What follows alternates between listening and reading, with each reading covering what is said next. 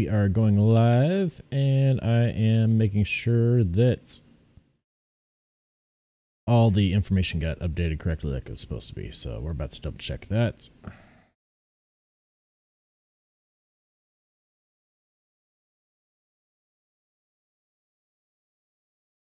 And there we go. Around the world on 152, leg 1, KSTL to KCMH. That's exactly what I'm trying to do. Okay, so that one's right. Facebook. Let's see what Facebook says.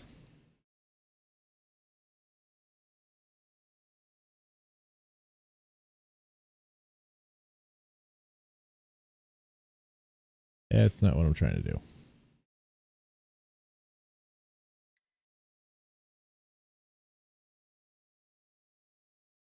There we go. Creator Studio. That's what I'm trying to do. Creative Tools. Live Dashboard. It's keyboard here. Hey, it actually did the name right. It just didn't do the thing. Flight Simulator. There we go. Update information for Facebook, and then Twitch should be good to go. I'm gonna double check Twitch, make sure it's good to go.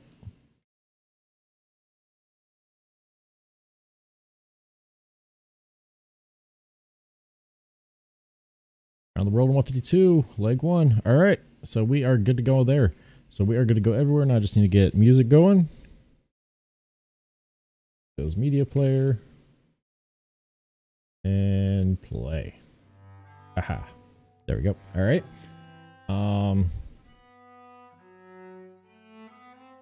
We got all that going. We got this going. Go to my audio. Turn the music up a little bit.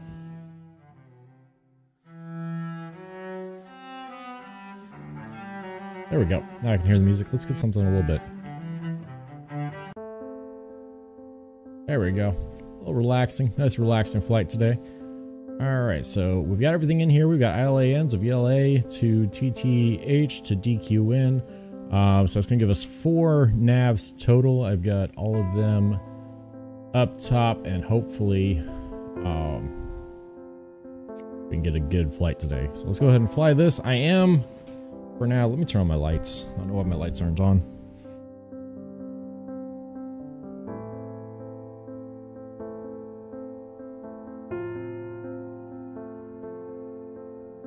There we go. Now my lights are on. Yeah, we're just gonna have a nice relaxing flight today. For some reason my channel counter isn't working.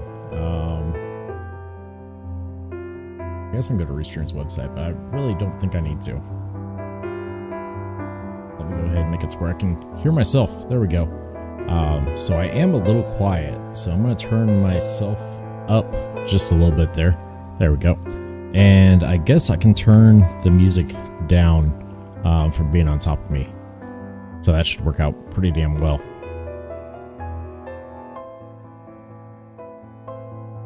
So we're just waiting for the game music to pop up, and we're going to take it from there.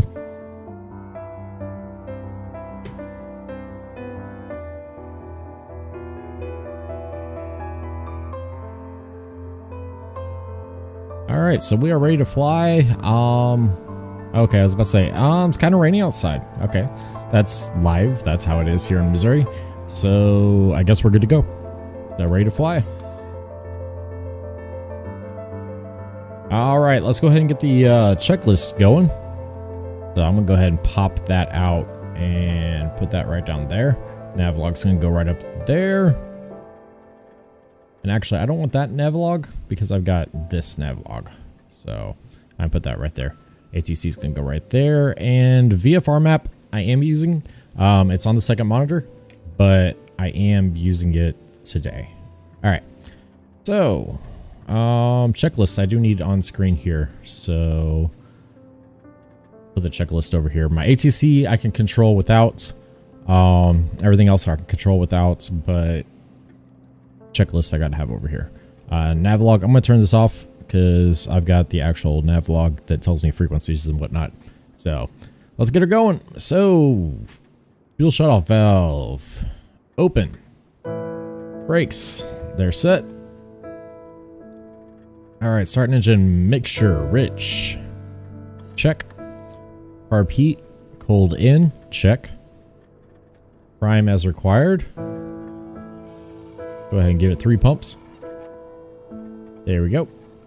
Throttle, I found on this plane 10% is just about perfect. There we go. Master switch, we're gonna go ahead and turn both on. There comes the radio. Alright, ignition. Alright, take outside. That guy's standing right there, but he's far enough back. Clear cock.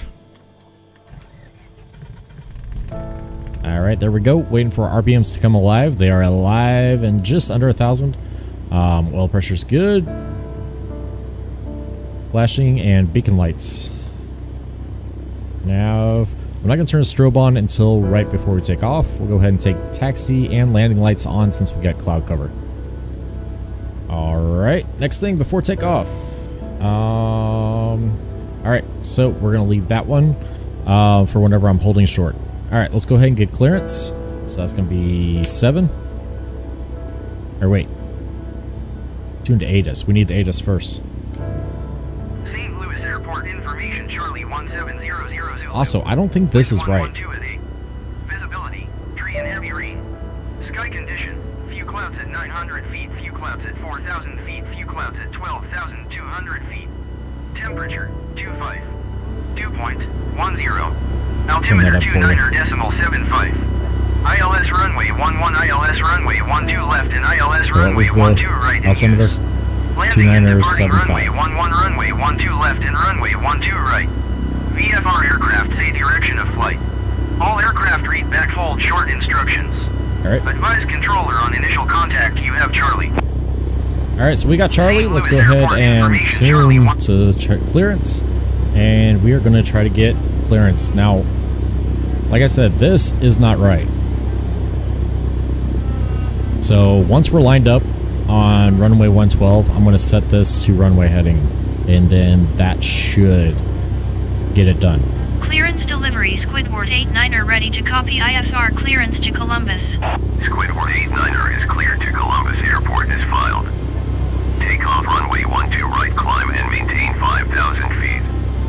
Departure frequency is 119.15 squawk 6121. Alright. Squidward 89er cleared to Columbus Airport as filed.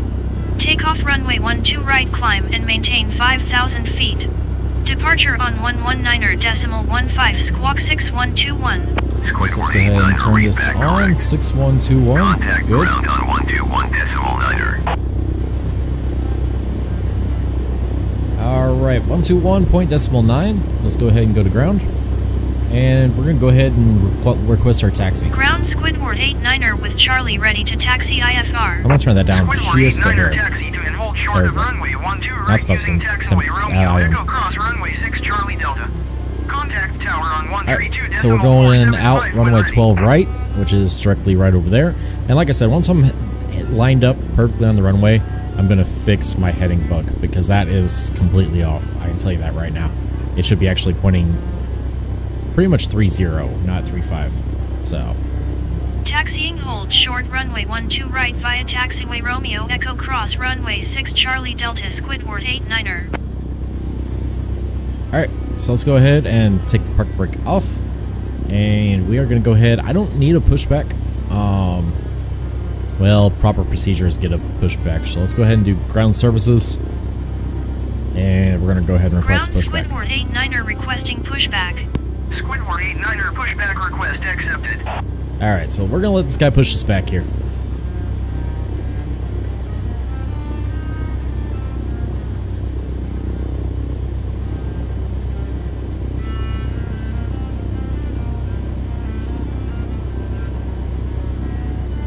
And then we're going to get pushed back to the left once we get back here so far. There we go. So I'm ready on the 2. 2 is going to be pushed back to the left. So he's pushing back straight. Actually pushing pretty damn fast. The other day we got a pushback and we were going at like 3 miles an hour. So this is actually pushed back pretty quick. Alright, so that's good. Let's go ahead and get him to push us to the left. So we'll be pointed that way. Squidward 89er, your request has been transmitted to the operator. Alright, so now it's not automatic, so I actually need to start Ground requesting that now. 89er requesting the end of pushback. Yeah, well, good, I got it. Look at that! Almost perfectly lined up. That is awesome. Alright, so let's go ahead and go back to clearance. And we're going to go ahead and maintain our contact with the ground, I think. Yeah, it's raining a little bit. Raining a little bit. But not too bad. This is live conditions at STL right now. KSTL. Lambert, St. Louis. A little bit of brakes. Gotta slow down so we don't flip it. I haven't flipped one yet, but I can see that happening.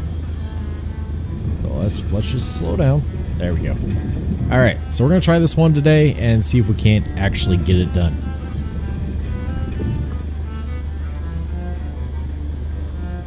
Alright, just manually double checking that nobody's coming. I'm not seeing anybody. Nope. Alright.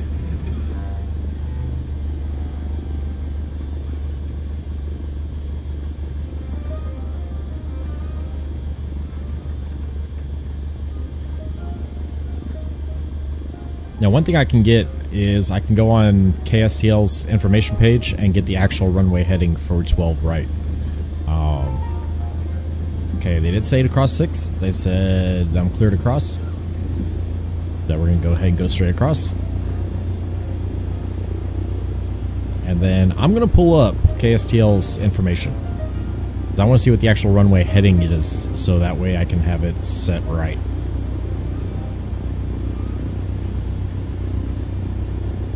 We're doing a pretty good taxi here. Having some pretty good time. Not bad at all, in fact. Also, I need to turn in all my VORs before we head out. Yeah. Be kind of pointless not to.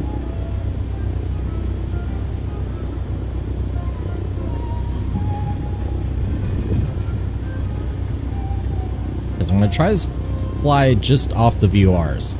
If I have to use the GPS, I will, but I'm really trying not to. Alright, so let's go ahead and start slowing down. We're coming up on our runway. We're going to hold short the runway. I don't think we have anybody behind us, so I think we're first to take off, and as long as nobody else is here, I'm going to go ahead and get the VORs dialed in and also find out runway heading for runway 12. Stopping here just at the hold short line. There we go. I'm going to go ahead and put the park brake on. Alright, so our first VOR is going to be Elan, and it's going to be 108.5. So let's go ahead and tune in 108.5. And we'll go ahead and change that over, and we're going to heading of 59er.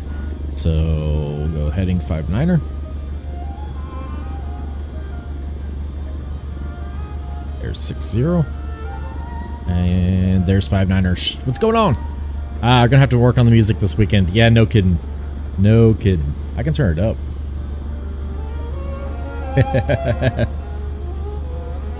Alright. So I got that tuned in. My next one is going to be VLA. It is on 114.3. So 114.3. Please don't.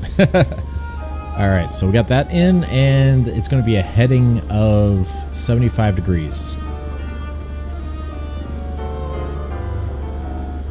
That should be right there. Let me move over so I'm looking straight at it. Yeah. That looks good. And that one looks good still. Okay. So I got those, and then on standby up top, we're going to have TTH, which is going to be 115.30. 1530. And on standby, we're going to have our last one, which is going to be DQN 114.5. There we go. So our standbys and VOs are all set. Let me get the runway heading for KSTL.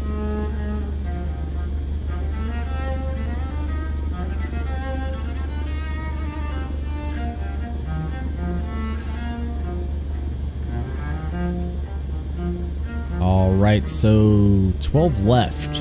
I need 12 right, right? Yeah, 12 right. Let me pull up 12 right. 12 right. What is the magnetic hitting? I know it says traffic pattern headwind. There we go.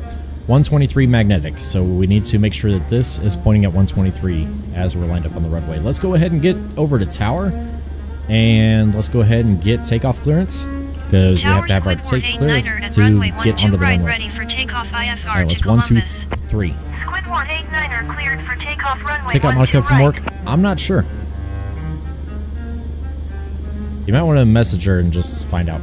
Cleared for takeoff runway 12 right, Squidward 89er. Alright, go ahead and bring those RPMs up. There we go. And parking brake off. And I'm just going to get lined up on the runway and make sure that our heading bug is actually pointed at 12. So that should be 121, which is just past east there. 123 actually. 1, 2, 3.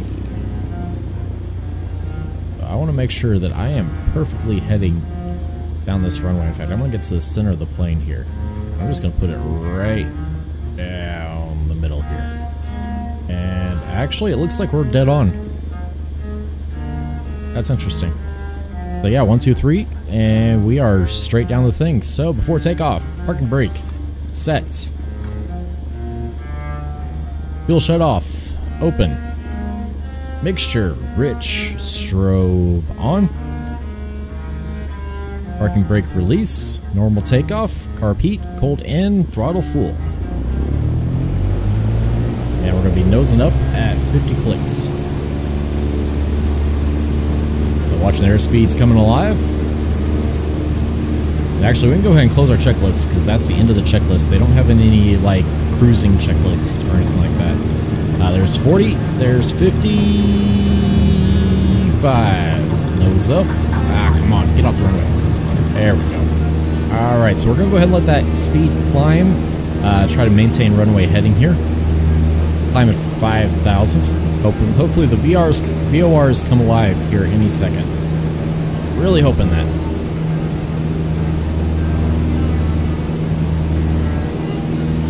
Speed's coming alive. Trim should be taking over any second now.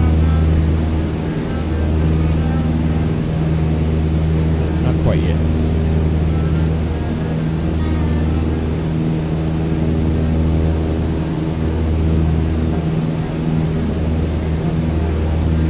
Maintaining runway heading here.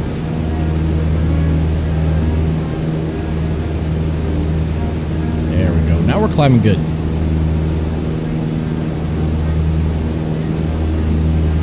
Squidward 89er contact departure on 119.15. Alright, it's going to be 119.95 for Squidward. 119.15 Squidward 89er. Alright, let's go ahead and contact departure. Departure Squidward 89er is climbing through 1,200 feet for 5,000 feet. Squidward 89er departure continue to India Alpha Lima November as planned. Altimeter 29.75. Alright, our altimeter's good. And still don't have. There we go. Now we've got it.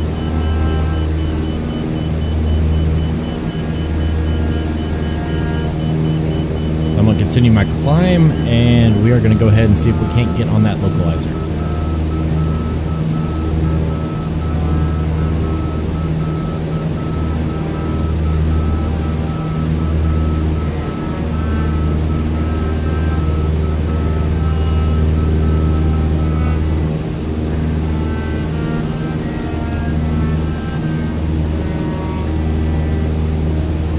Turn a little bit sharp there. There we go.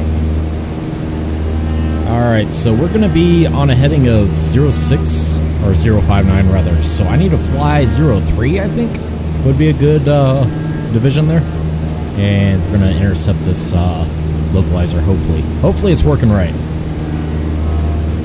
Because in theory I should be flying the other way, because this is to the right, but the GPS says we're off to the left. or we're off to the right. So we'll see what happens here. And we're still climbing good.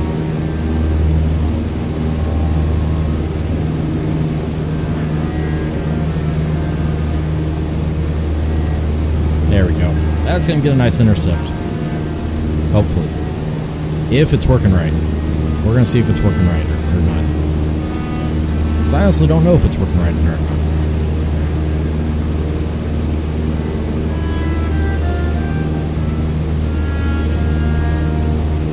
Still maintaining good airspeed, slowing down just a little bit, so I'm going to trim down.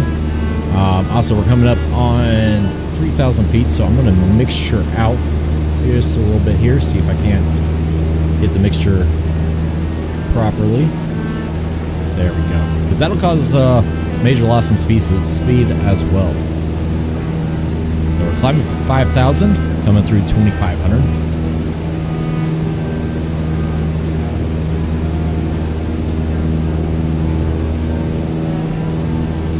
Go ahead and get as tall as I can here, just so we can enjoy the view, as well as look at the gauges.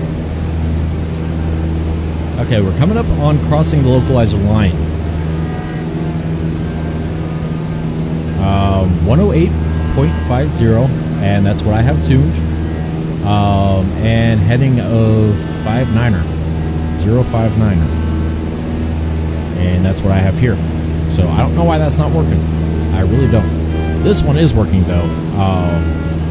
So if nothing else, we're going to follow that one. It's a little bit further out than the one we were going to do, but if we're on the right path, then we're on the right path. And I'll take what I can get.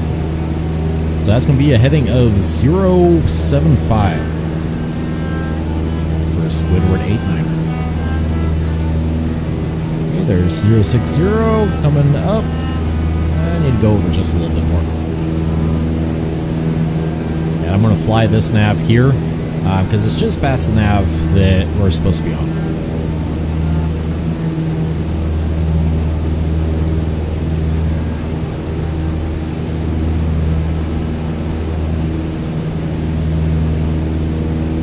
Okay, so that's 070. I'm going to try to bump it over 075. We're right on that nav. I'm going to go ahead and switch this one over to the standby, which is going to be 115.3 and a heading of 079.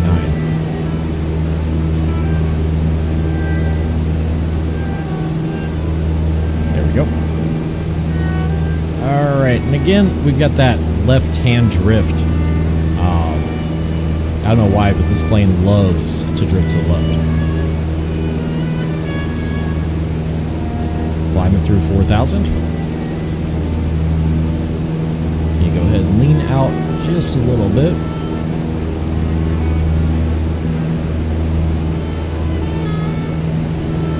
Who would have thought straight and level would be so hard to do, but you get that drift.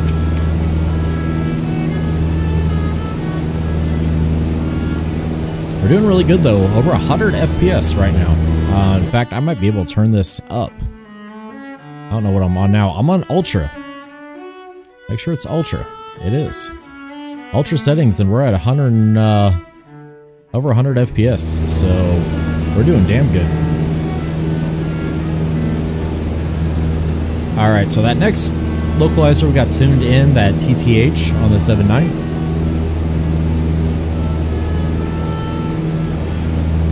So we're going to be able to follow that one in nice and good, I think.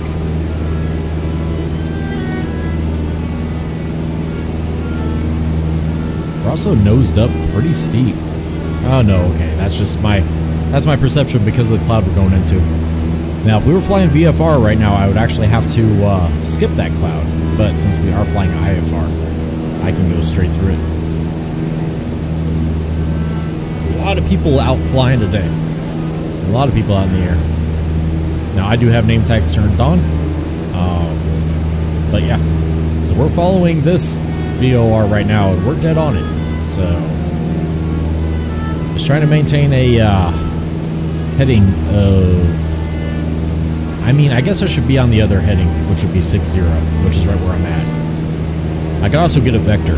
Departure Squidward 89er requesting vector to next waypoint. Squidward Squidward 89er, continue to India Alpha Lima November, turning and following heading 060, proceed on course. Alright, so there's only 060. So we'll go ahead and fly 060. And proceed we'll go on from course, there. Squidward 89er. Squidward 89er, climb and maintain 7,000 feet. 7,000 feet, Squidward 89er. Climb and maintain 7,000 feet, Squidward 89er. Now, as we get higher, I won't be able to climb as fast. So we're going through 5,000 feet now, so we're still fine to maintain about 600, 700 feet per second. But as we get up higher, I won't be able to climb as fast, and they're going to start telling me, expedite, expedite. I'm in the 152, bro. So that whole expedite crap doesn't really work.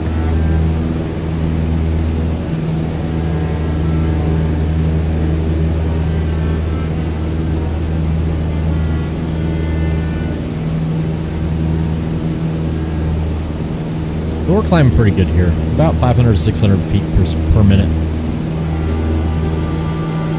I was about to say per second, but that'd be pretty damn fast. We should have downtown St. Louis off to this side here. Not quite seen anything yet, but we are getting ready to, we're crossing the Missouri River right now. It's directly below us. Let's see if I can show you what I'm looking at. We got the cloud cover right now, though. And we're gonna switch that music. Alright, there's the Missouri River branching in, and then the Mississippi River's right up there, if that makes sense. Get back on 060. Yep, we're way off. This is one bad thing about not having autopilot, is you gotta stay on it. But we're gonna hand fly this plane around the damn world, if it kills me.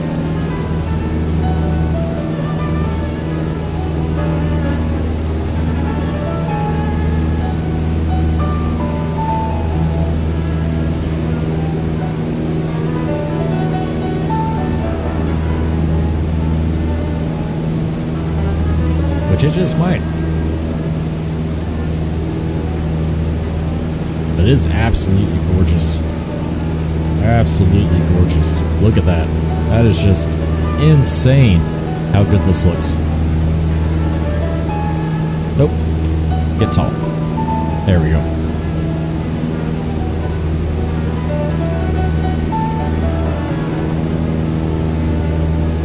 And RPMs are dropping just a little bit, so I'm going to trim the mixture out just a little bit more. There we go. RPM's coming back up. And we're coming up on our first checkpoint.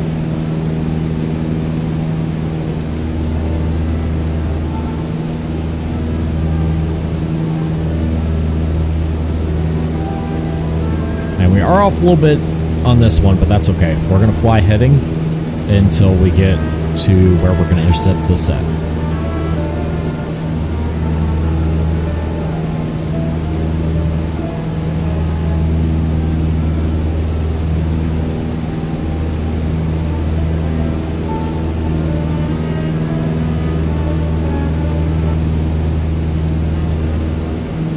Yeah, what I'm going to do is I'm going to let Shelby have at the music library that I have access to, and I'm going to let her pick out some really good stuff. I was going to do it today, but I decided to clean my guns instead. So, they're all clean. Except for my pistol, but still need to clean that.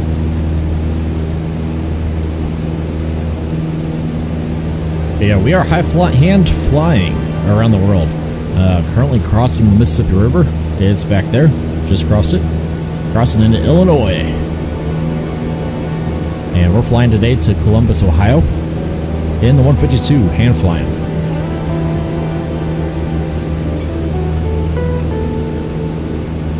Now our first VOR wasn't really working, so we have tuned that off. I'm actually flying vectors from ATC until we get to the next VOR. And then from IALN to VLA, I will fly the VLA VOR, which is going to be that bottom VOR down here, little nav.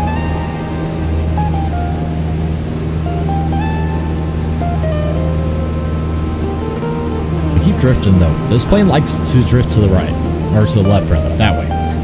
Or for you guys, that way. Squid 489er, you are 300 feet above your assigned altitude. Descend and maintain 7,000 feet, altimeter 29.73. Alright, so we are way too fast. 7,000 feet, Squidward 89er.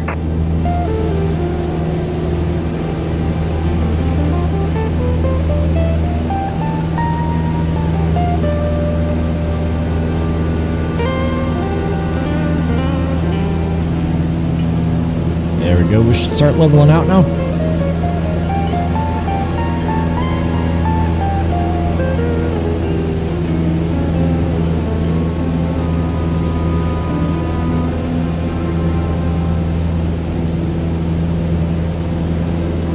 And level back out to 7,000. There we go.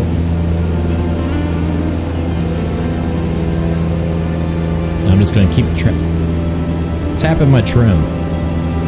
Try to get leveled out nice and good here.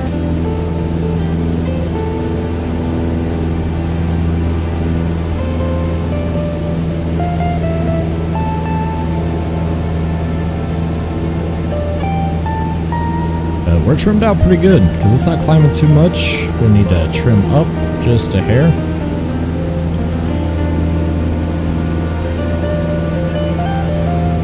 See what that does. So we're supposed to be cruising about 133. Contact Kansas City Center on 128.1. Alright, so we're going to switch over there. 128.1 for Squidward 89er.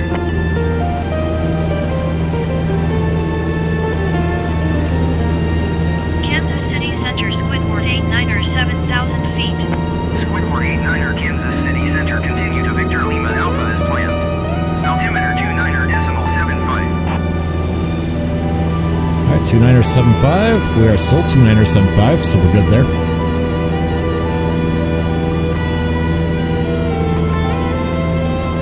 Alright, and we're continuing to VLA, so now we are going to fly this VOR, so we need to go ahead and get back on GPI. There we go. Alright, so we're going to go ahead and fly to intercept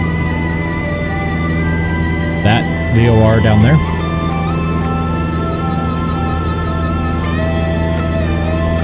So that is a 75 heading. So we're going to fly 120, I think, and that should get us on a nice intercept.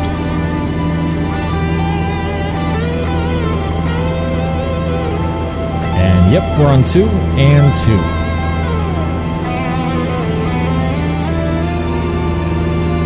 Yep, so we're doing all right.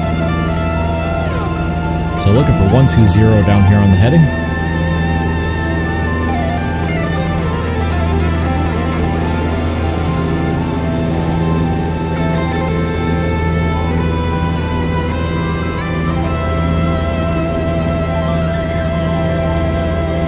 And we're going to fly this heading pretty much until we start seeing this move over, and then we'll turn to 075 and fly that VOR.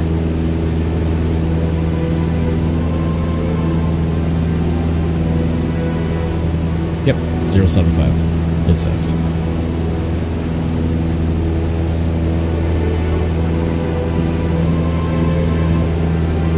Generic 0 Romeo Bravo, you are 1 miles northeast. Climb and maintain 8,200 feet. Expect vectors visual runway 8 left approach. Alright, going through clouds here. Climb and maintain 8,200 Ah, gorgeous. feet. Look at that. Expect Could you vectors imagine visual runway 8 left approach. flying this? Generic 0 Romeo Bravo. Squidward 89er, contact Kansas City Center on 127.7. Alright, going over to 127.7. Squidward 89er.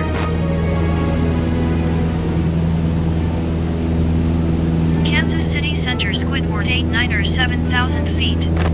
Squidward 89er, Kansas City Center. Alright, we're getting closer. Alpha as planned. Altimeter 29.75. 2975, 2975. Right, right.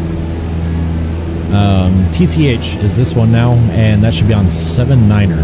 And I think we're there. I think we're good. I moved it a little bit by accident, so I just had to get it moved back.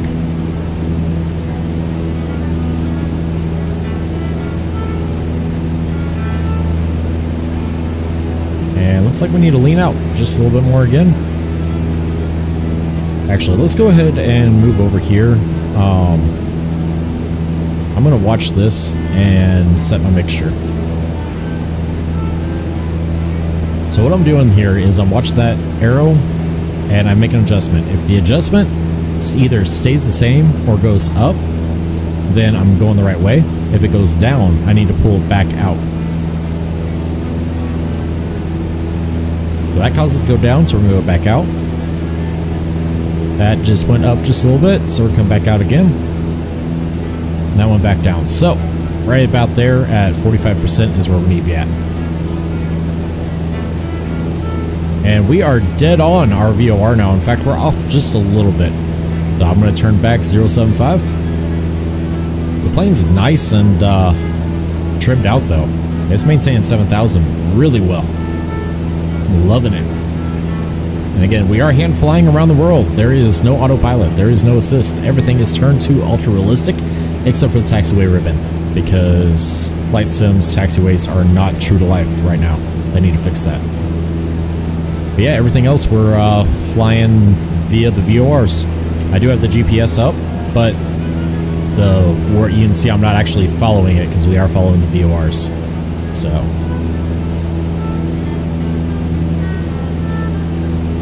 And I just have that up in case we do have to fly, you know, a VOR isn't working. Because one of the known bugs right now is that the VORs are, not all of them work. Which kind of sucks. But it is what it is. But we are well trimmed out for 7,000.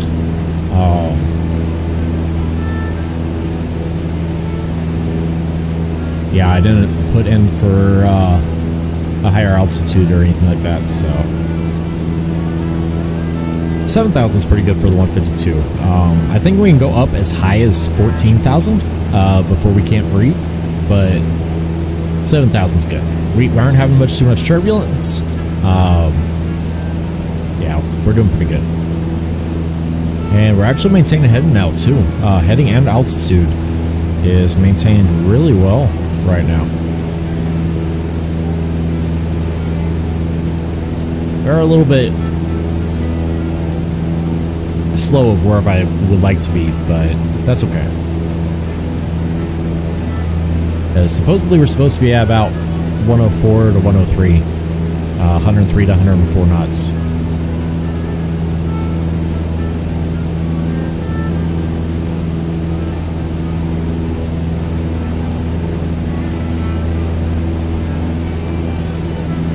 So we're a little bit under that, but that's okay.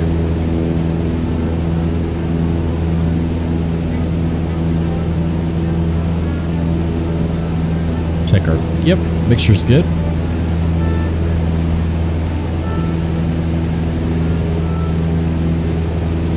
Got course select over here. I'm gonna play with this. Alright, so our heading should be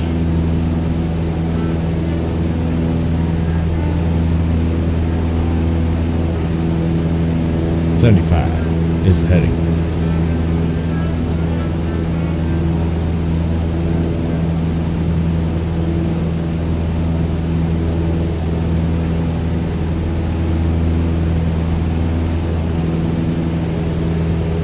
Yeah, I'm not sure about that, so yeah, we'll just leave that alone.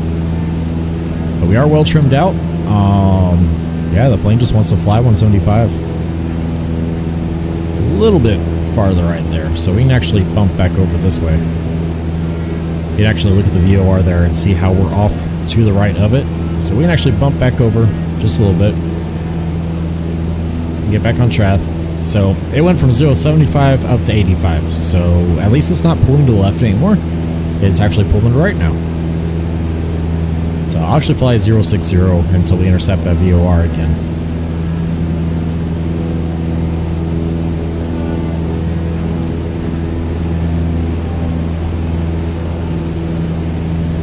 Yeah, I was talking to my girlfriend about all this, and she was like, well, why don't you just do what you want to do?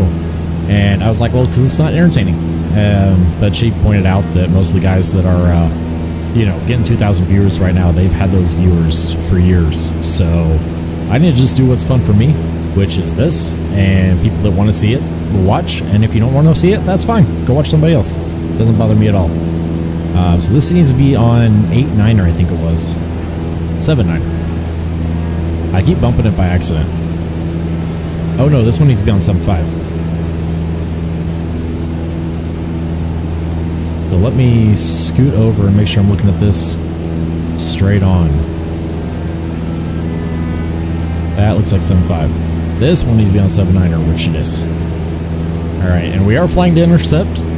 So 7.5's right there. We're flying 6.0. So we're going to slowly intercept it. I'm not too worried about it. We're pretty close. The big one that's going to matter is DQN, which is our last one. That's that 114.50 we got tuned in here. That's going to be on 81. So 081 heading. But yeah, just trying to get over to this VOR. Blind intercept that VOR. Okay, I'm going to turn a little bit more, maybe 050, 045, just so we can get over into that VOR again. Just a little bit better. I think that's going to be a good idea. There we go, 045. Ah, we're drifting just a little bit. American 2008 is at flight level 350, descending 10,000 feet. American 2008 Kansas City Center, continue as planned. Alright, so it's coming alive. You can see us moving. Slowly but surely. That means we're on the... we're coming up on it. There we go. And it's coming back, so I'm going to go ahead and start turning 075. Slowly but surely, just as it's slowly but surely coming over. And there it is. So let's go ahead and get over to 075 a little bit faster. We're going to overfly it. It was moving stupid slow. Now it's not. There we go. Level out. And we're 100 feet below our assigned altitude, so let's go ahead and climb as well and leave it level out 075.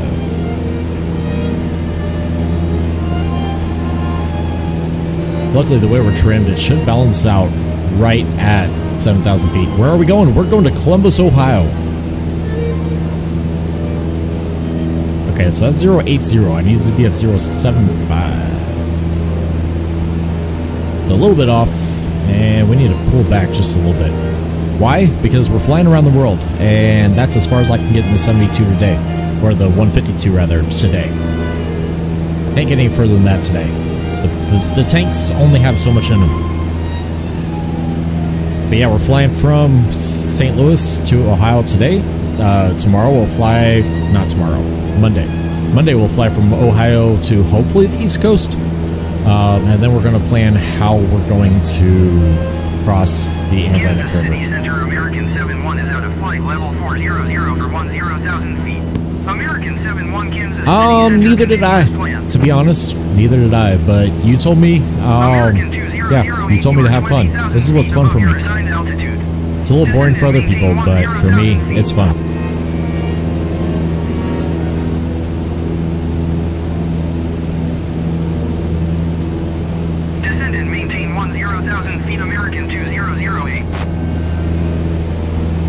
Yeah, we're literally flying just by this dial right here. This dial right here tells me whether I'm on the right track or not, which I think is pretty damn cool. I do have a GPS up as well, but as you can see, if I was flying by that, I'd be on the pink line. But instead, we're on the actual radio signal coming into VLA.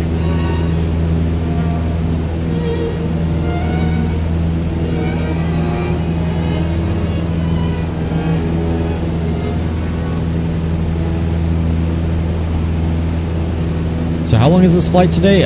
Should be around 3 to 4 hours.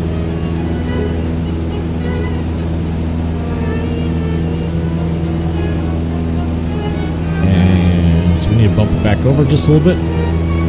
But yeah, we're hand flying around the globe, so yeah, we're coming off the line there. just gotta watch my scroll wheel, because if I get on here at all and I scroll, it changes it. So, I just gotta watch that. And there's our clock. It's actually accurate. That's cool. Alright, there is 7.5. We're gonna fly 7.0, so a little bit further over. And we're gonna re-intercept.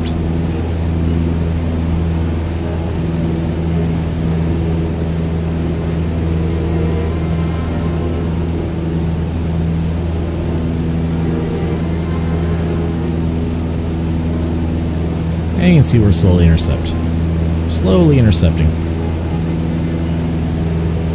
Got Hudge Fudge over there, flying around in a DA-62. He's up just a little bit higher than I am. Let's go ahead 060, just to get this VOR intercepted here.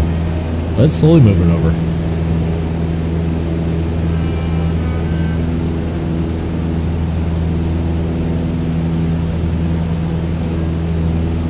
God, just look at that.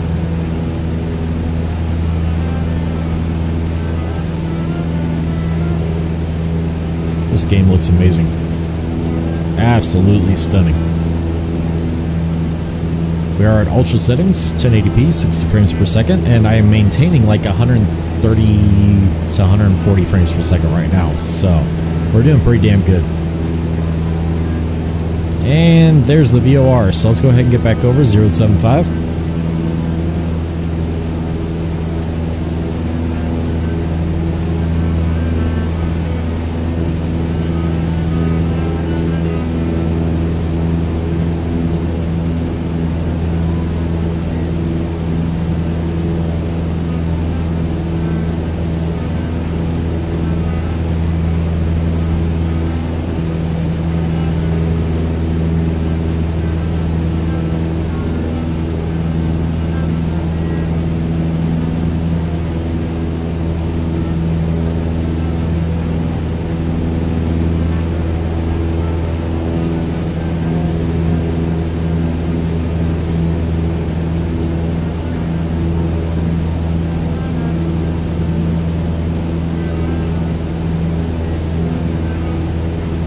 I'm gonna see how we are leveled out here.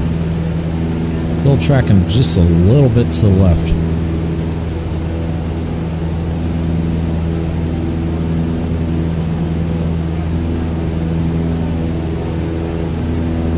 That seems pretty dead on. And VOR wise, we are dead on that as well. Cool. Very cool. Good shit. Tracking a little bit to the right. Just bump it over just a hair. Yeah, you could literally fly and land the plane from this view, as long as it has an ILS, or as long as it has the right transmitters. We're not going to do that because I need to see out, but you could.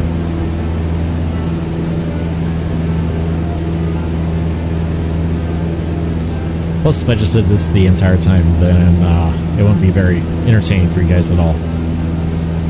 I know you guys want to see the views just as much as I do.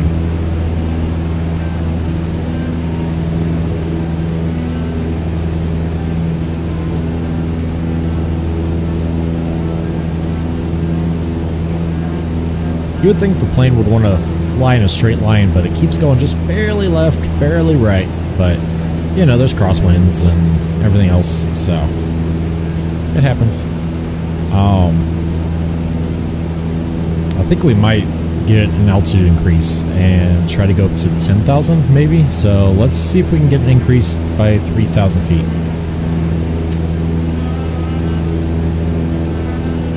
Kansas City Center Squidward 89er. Request 10,000 feet. Squidward 89er climb and maintain 10,000 Alright, feet. so there's that. So we're gonna nose up. And we're gonna go up to 1,000. Climb and maintain 10,000 feet. Flight level Squidward 10. 89er.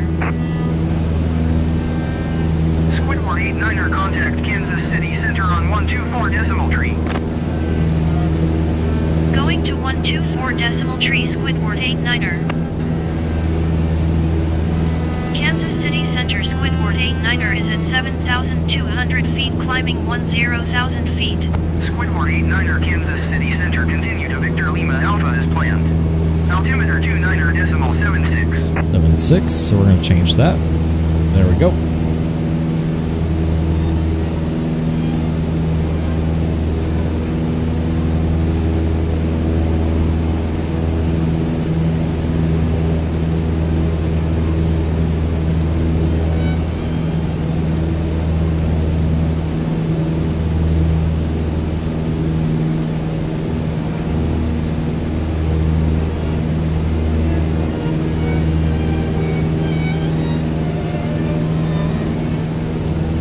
Still doing a decent job of staying on the VOR. We're just a little bit off of it, but I'm going to get back on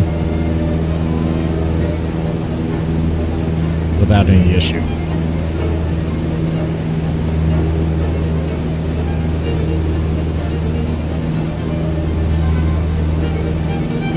We're climbing all right, and I'm going to go ahead and lean out.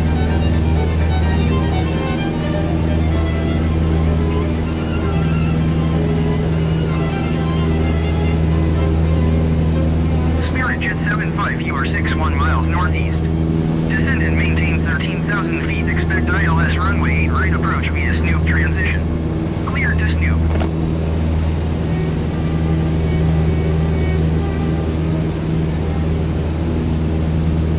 Descend and maintain 13,000 feet. Expect ILS runway 8 right approach via Snoop transition. Cleared to Snoop. Spirit Jet 75.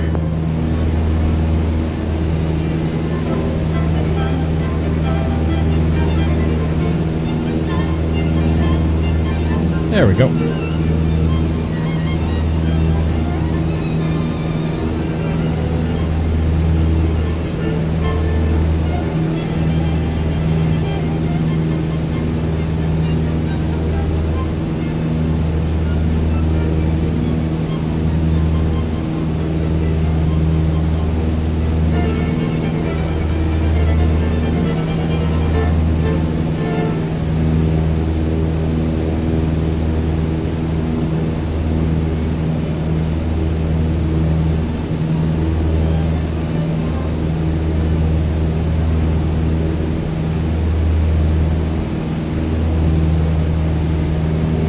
So air's getting thinner, and we are definitely losing RPM, so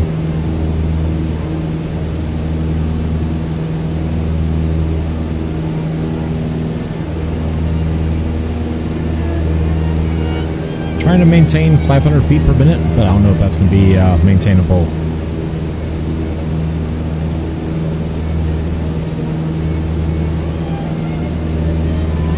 Should be coming up on VLA shortly.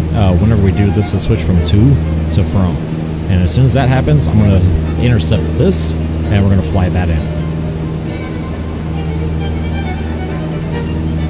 which case I will switch this one over to our final.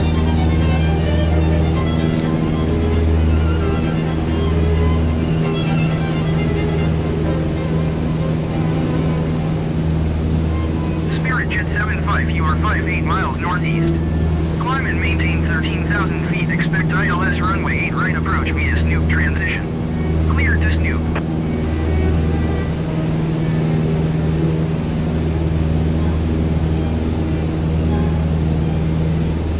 Climb and maintain 13,000 feet. Expect ILS runway 8 right approach via Snoop transition. Cleared. We're doing pretty good. Spirit Jet 75.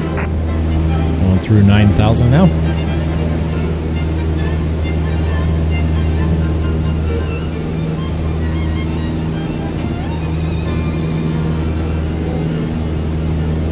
I think it mainly wants to pull while we're climbing, because I've noticed once we're leveled out, it doesn't really try to pull, but definitely while climbing, it definitely tries to pull.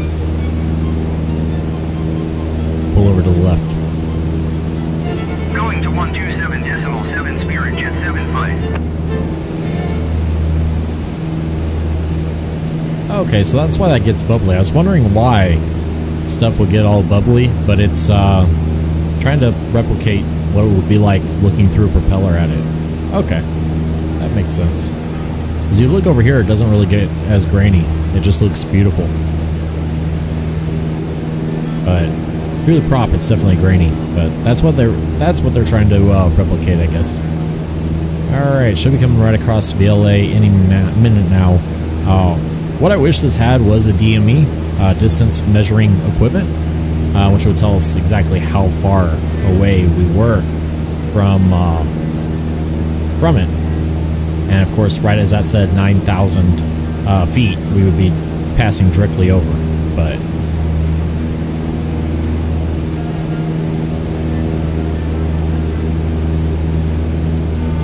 and we're actually coming up on our assigned altitude, so we're going to start trimming down.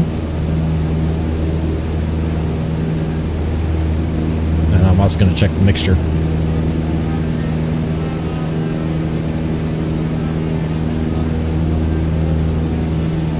Mixture's still good. Alright, now flying exactly on this as we get closer is going to get harder and harder to do. So I'm just going to fly until that says from. As soon as that says from, then we're going to fly and intercept this VOR. And I'm going to switch this one over to DQN, Delta Quebec, November. Yeah, we're about to overfly it.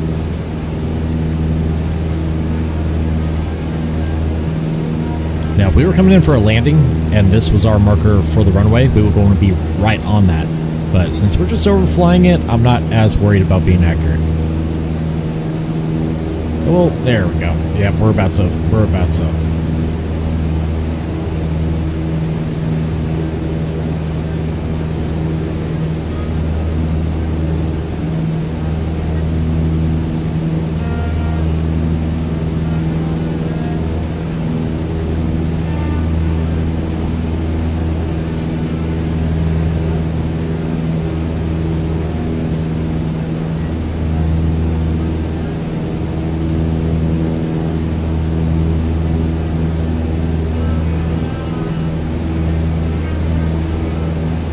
Alright, that's turned off, which means we are directly above, and here in a second it's going to say from. So let's go ahead and fly and intercept. So on the 7.5 we actually will intercept, just not quite as fast. So now that says from, so we're going to go ahead and switch this over. 14.45, that's going to be 81. 81 is what we're looking for down here. So let's go ahead and switch this. There's 80. Actually, I'm going to get straight on it so I can actually see. That's 81. Okay. So let's actually go ahead and intercept. Oh, we're our 200 feet. As soon as we get 300 feet, ATC is going to start yelling at us. Alright, that's good. We'll fly, yeah, that's good. We'll intercept.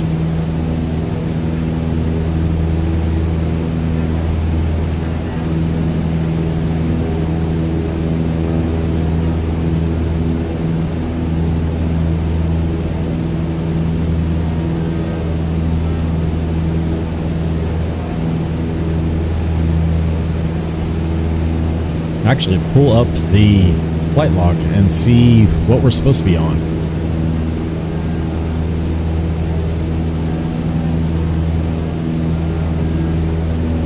There it is, nav log.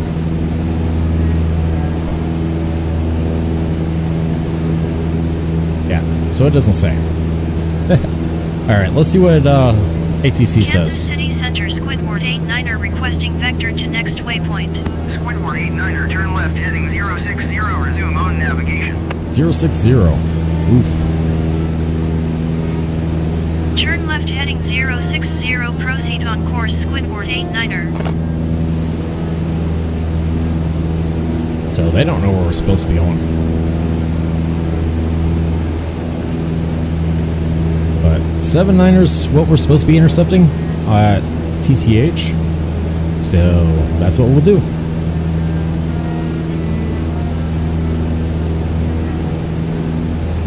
I think I'm gonna have to fly.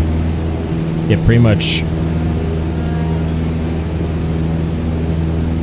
So the cool thing about this square here is if you put your nose right where that bar is, which is going to be roughly 350, then you're going to fly perpendicular. And then as you start seeing this bar come in, you turn towards your heading. So we're going to go ahead and put nose down a little bit more. But anyways, we're going to fly 350 and intercept this VOR.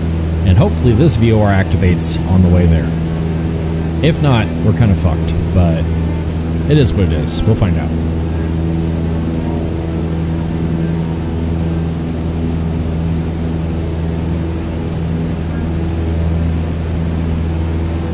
Alright, so while it's going over real quick, I'm going to check my mixture.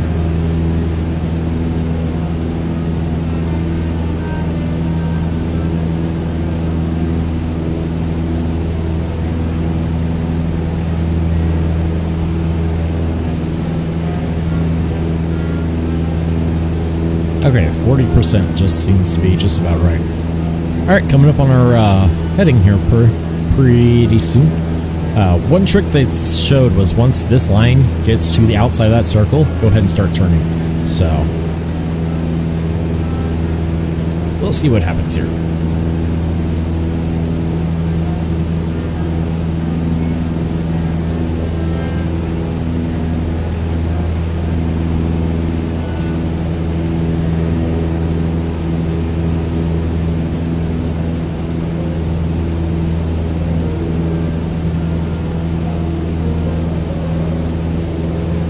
Just watching this here. And waiting.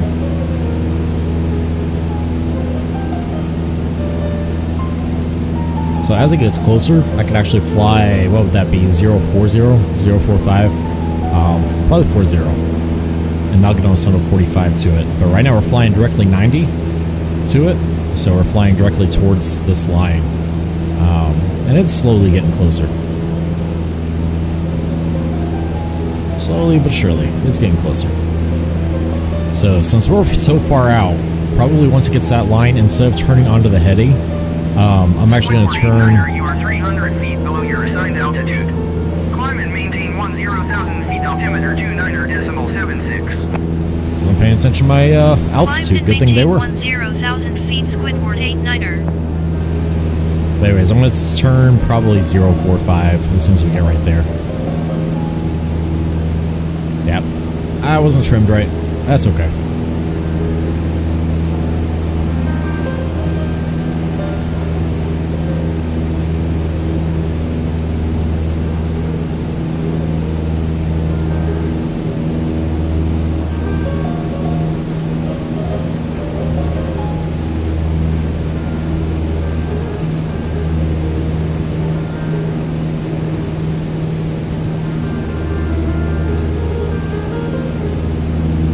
So let's go ahead and start turning, and still got to play with the altitude trim.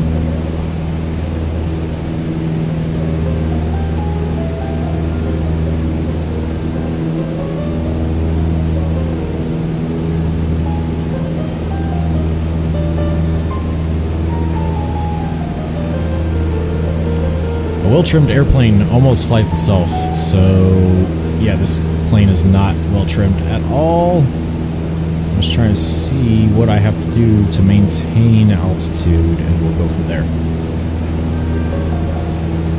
I need to know whether it's trying to nose up or nose down. I think it's trying to nose up, so we'll just trim down a little bit and then hold it vertical speed steady.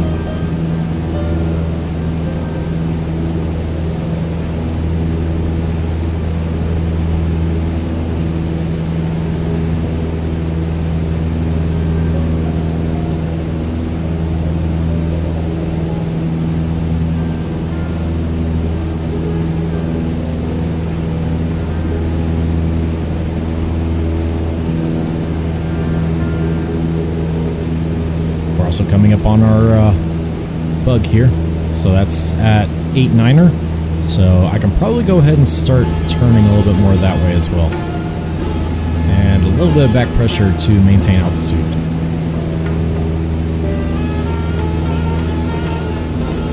And change that music.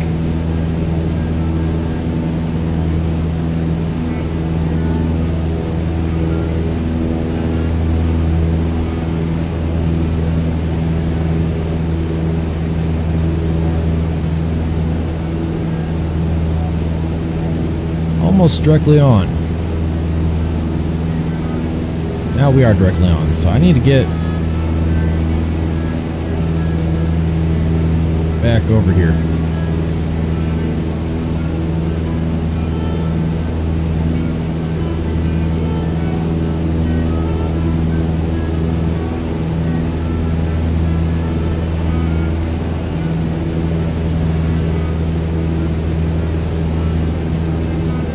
gonna let the airplane stabilize and see where it's at. Okay, we're at 075. I need to come over just a hair. And it'll stabilize out again.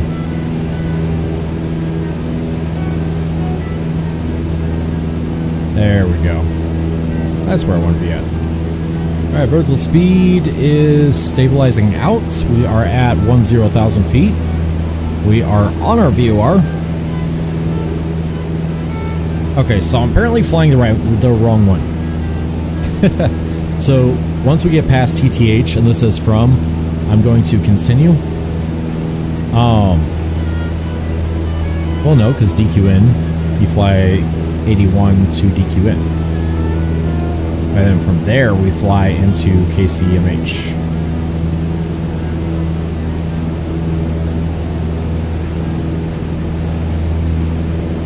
Which is the airport.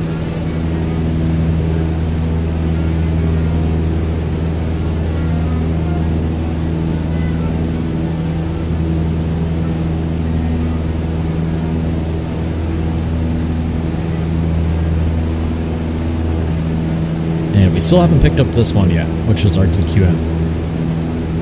Of course, we're still kind of far out of it, so. And some VORs aren't working, so. But we are just about right on this one. We're a little bit far to the left of it, but not by much.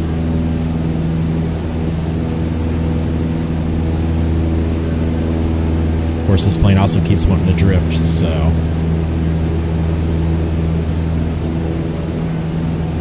Once we get it settled out, we'll be pretty good. Then we could try another climb. We're already at 10,000 feet. 10,000 feet. I think the 152 can go up as high as 15, but I'm not 100% sure. We're still not quite flying with the way we need to be.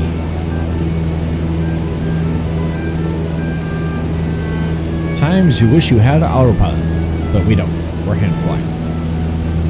God, it's absolutely gorgeous though. You see that? Just to give you guys an idea of where we're at. So there's where we set out from at STL. Now we are flying the 079 radial to TTH. We'll be flying into there, and then hopefully we pick up DQN. If not, we're going to fly GPS, and I'll fly this line on the GPS until we get there, and then I'll hand fly into there. But we're trying to go VOR to VOR, but we'll see what happens.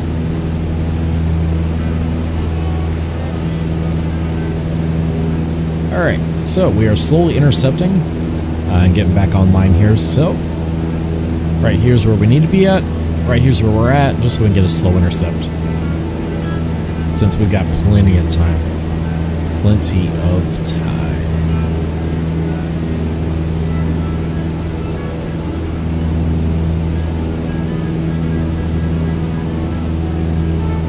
Actually, let's go ahead and get a nice view out the cockpit. Actually, zoom up, zoom out, and zoom down. See if that gives you guys a, I don't know if that gives you a better view or not. Kind of distorted for me. I want you guys to be able to see out, but I also have to be able to see the instruments. Because we are flying IFR. You can fly IFR without a GPS. You can fly IFR without anything else. Literally IFR, we are just flying, this is the instrument for the instrument flight rule that we're following. So I don't have to be able to see, I don't have to be able to do anything. We're just flying VOR to VOR.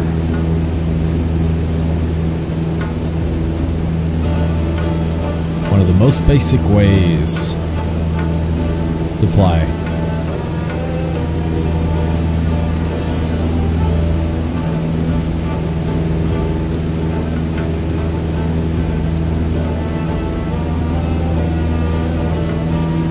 And I think our altitude's holding steady. I'm going to bump us back down to 10,000.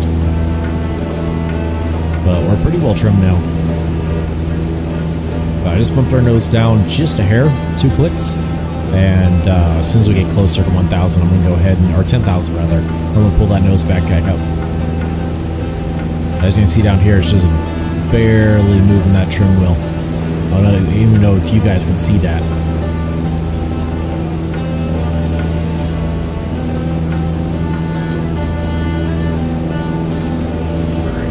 There we go. Yeah, there you go. We're going down at about 100 feet per minute. So in 1 minute, we'll drop down, and then I'll bump the trim deck. I'll bump the trim back up.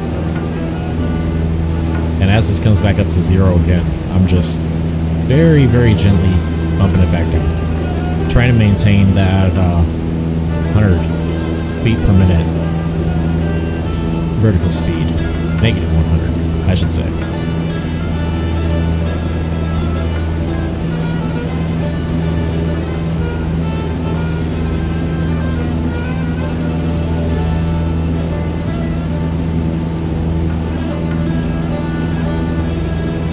We're still doing really good maintaining that VOR.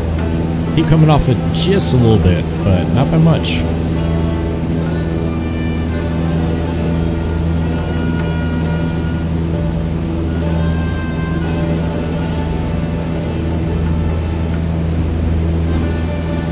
I do wish they would give me a little bit more accurate artificial horizon, because this looks almost straight and level, a little bit off. There we go. That looks straight and level. And yet, what am I doing? I am drifting to the right, which isn't bad because we need to get back on our VOR, but still. Alright, coming up on our assigned altitude, so I'm going to go ahead and try to soften this out. I still want to go down to 10,000, but 296. Yep, we're good. But anyways, I still want to be there, but I mean, at this point, little bumps are doing a whole bunch to this.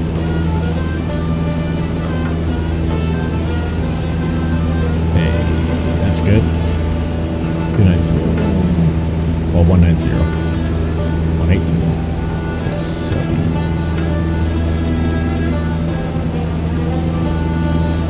Yeah, 190.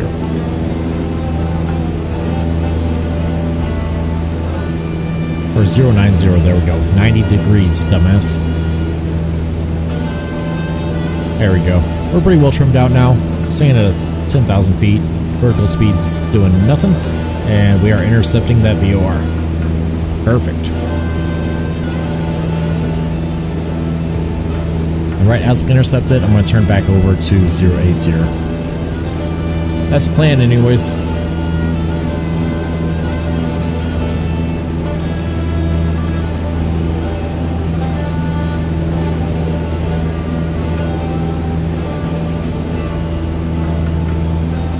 It's actually drifting over on its own.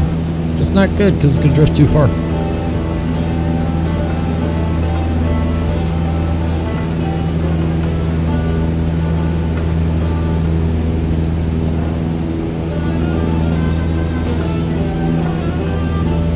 I mean, it's not necessarily bad. We're still so far out, but I would like to be right on the VOR.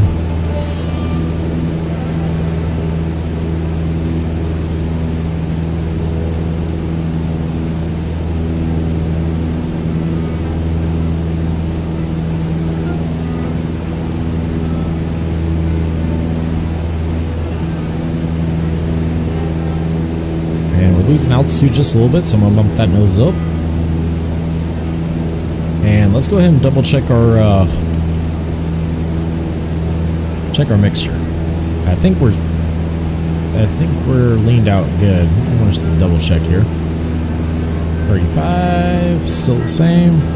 20, nope, 30. All right, losing RPM. Go back up to 35, and I think that says. Yeah, because 40 doesn't give a benefit. Just barely. It's barely moving. I can barely see it moving, so we're going to leave it at 40.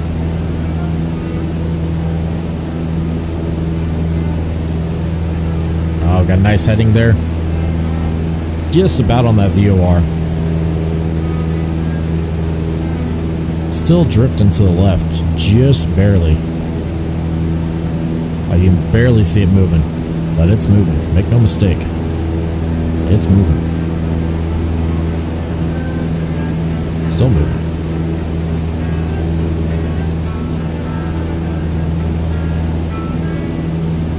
Vertical speed's pretty much stabilized out. We're still losing just barely, so bump that nose up just a little bit more.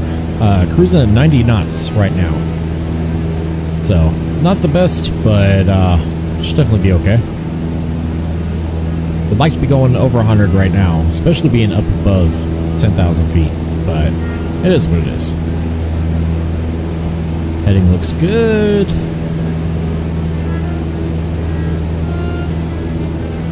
Get over just a little bit. And bump that altitude up just a little bit too. There we go. That's coming around. So bump it back over. There we go. Bump it back over. My mic sounds really washed out. I'm gonna see if I can fix that. So that sounds a lot better, right? Yeah. There we go. That sounds. I can always make an intercom. There we go. That's not too bad. That's not bad at all. So in relation, I can turn the mic up and see if that does anything. Or I could zero everything out. SkyWest 53908, you are 20,000 feet above your assigned altitude. Descend and maintain 10,000 feet. So I'm going to zero everything out here.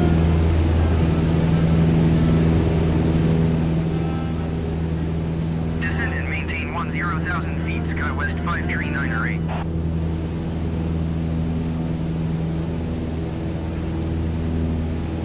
There we go. So that's what's comfortable for me.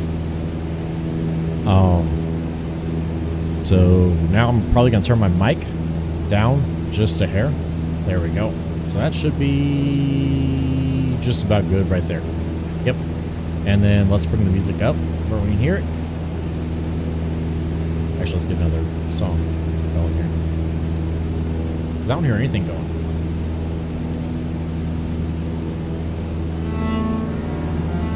There we go. There's some music. So we'll go ahead and turn that down. There we go. Alright. And we are way off heading. Way off. Well, not way off. 10 degrees off. But 10 degree can make a big difference.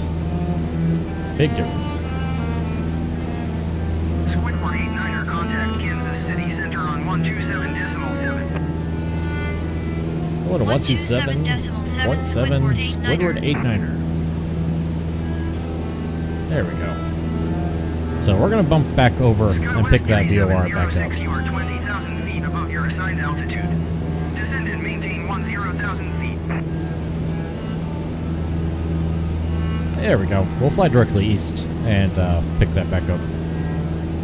Descend and maintain 10,000 feet, SkyWest 3706.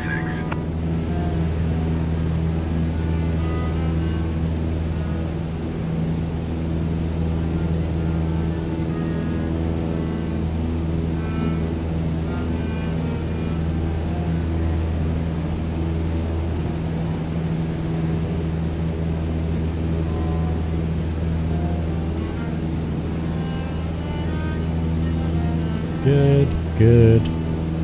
Alright, just bumping this back up. I want to be right at where I'm supposed to be at. Technically, as long as I'm within 100 feet, I'm good. But still, I'd like to be right where I'm supposed to be at.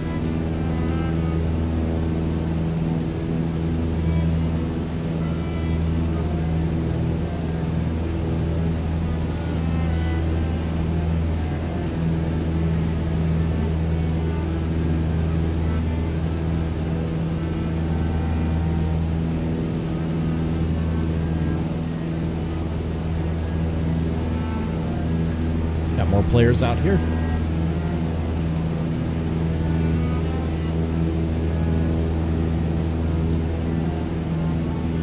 All right, so we are right at 10,000.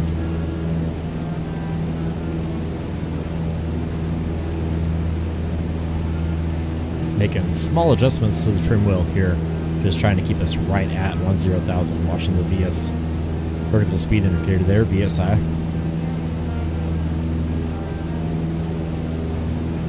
Still trying to pick back up on the VOR. We had it almost perfect, but then I had to do something else, and we bumped right off of it.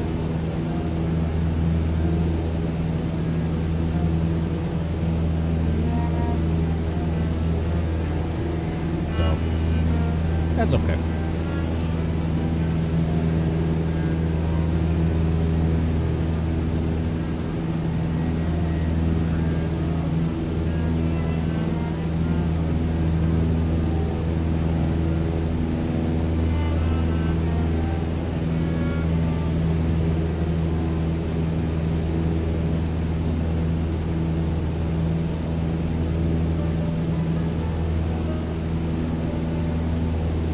Gage said hi. Hi, Gage.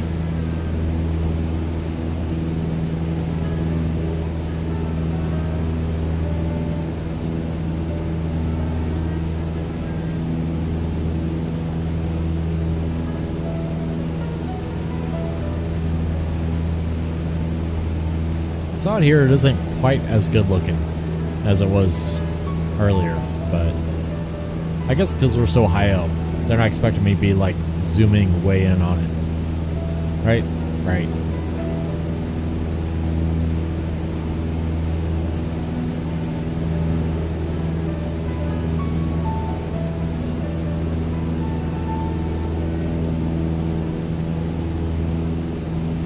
Yeah, I don't get this like a set core setting, but it doesn't actually do anything.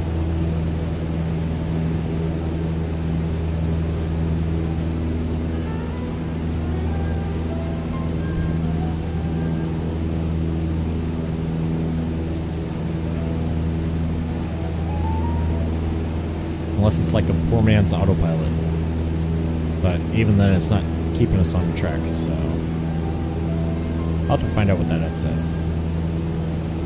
Because it's not doing anything.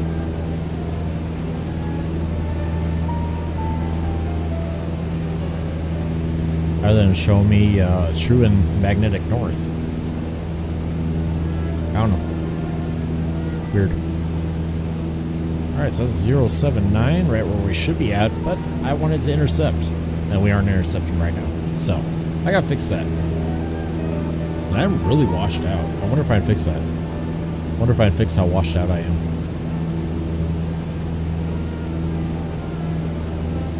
A little bit. There we go. That is much better. Much better. Much more better.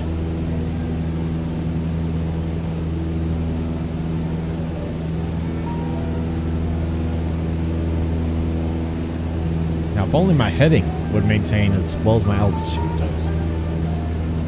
That'd be something, wouldn't it?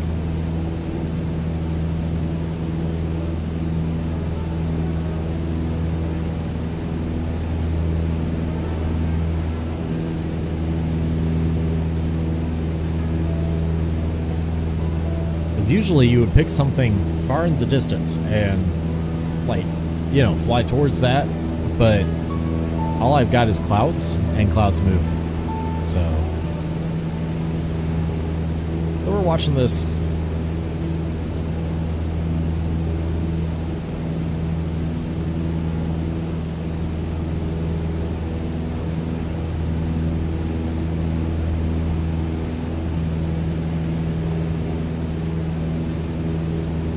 Alright, wow, that's probably really, oh no, it wasn't that loud on yours, because I would have heard it too.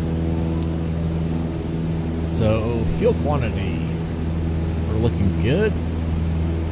Heading, we are not looking good. Peg's coming over again. Yeah, we keep drifting off to the left of where we're supposed to be at.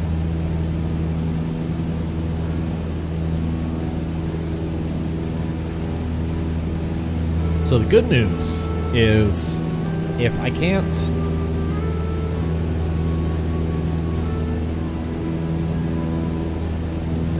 pick up DQN, we can fly off. So that's DQN down here. Hopefully I pick it up soon. If I can't, I can fly off of TCH on an outbound path of... Actually, it's the same. So we're going to be flying pretty much a straight line from all the way to DQN. So I can maintain this VOR if I have to. Because it's the same heading.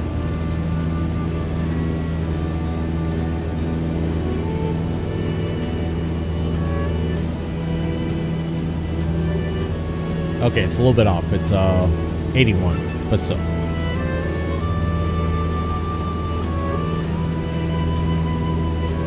Well, let's see if we can't get back on to that VOR.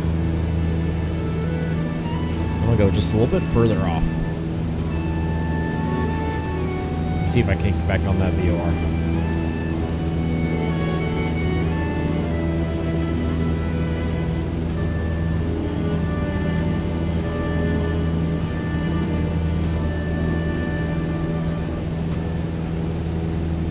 There we go, we're moving towards it. You can see it moving down here.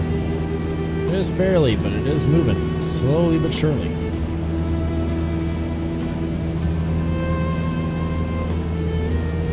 Here's your 6-pack. I can fly the plane with nothing but this. Awesome. Yep, slowly coming over. In fact, we'd probably go ahead and start our turn back over so we don't overfly it.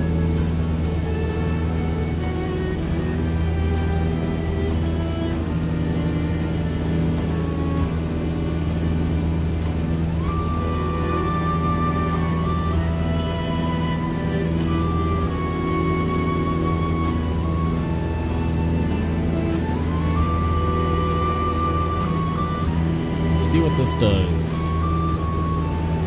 Somehow we bumped up nose up, but that's alright. The trim level's back out.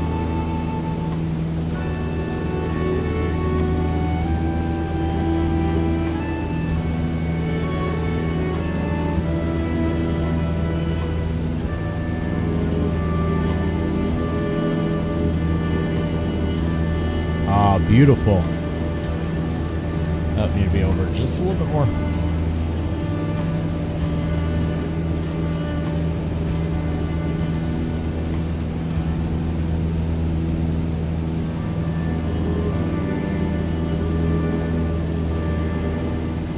Craig, what's going on? In-flight mouse sounds like a porno bud. Oof. Let me turn that over a little bit. My girlfriend's actually gonna go through the music library that I have access to over the weekend, and she's gonna pull a whole bunch of good stuff. Until then, it's kind of classical music. Hopefully that don't bump too bad, but yeah, so right now we got classical music, but it's all about keeping Facebook happy, because if Facebook ain't happy, ain't nobody happy. So gotta keep Facebook happy. But anyways, go ahead and bump back out here. We are flying around the world, hand flying around the world. In fact, there is no autopilot, there is no anything. It's just me and the VORs. So I've got a flight log, and we're following the flight log.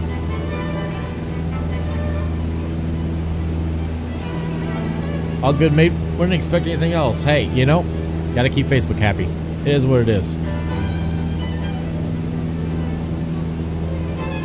Yeah, it's funny. Facebook's actually the most anal whenever it comes to copyrighted music, quote unquote. So if I use their library, then I know everybody's happy. So if Facebook's happy, then YouTube's happy, Twitch is happy, everybody else is happy.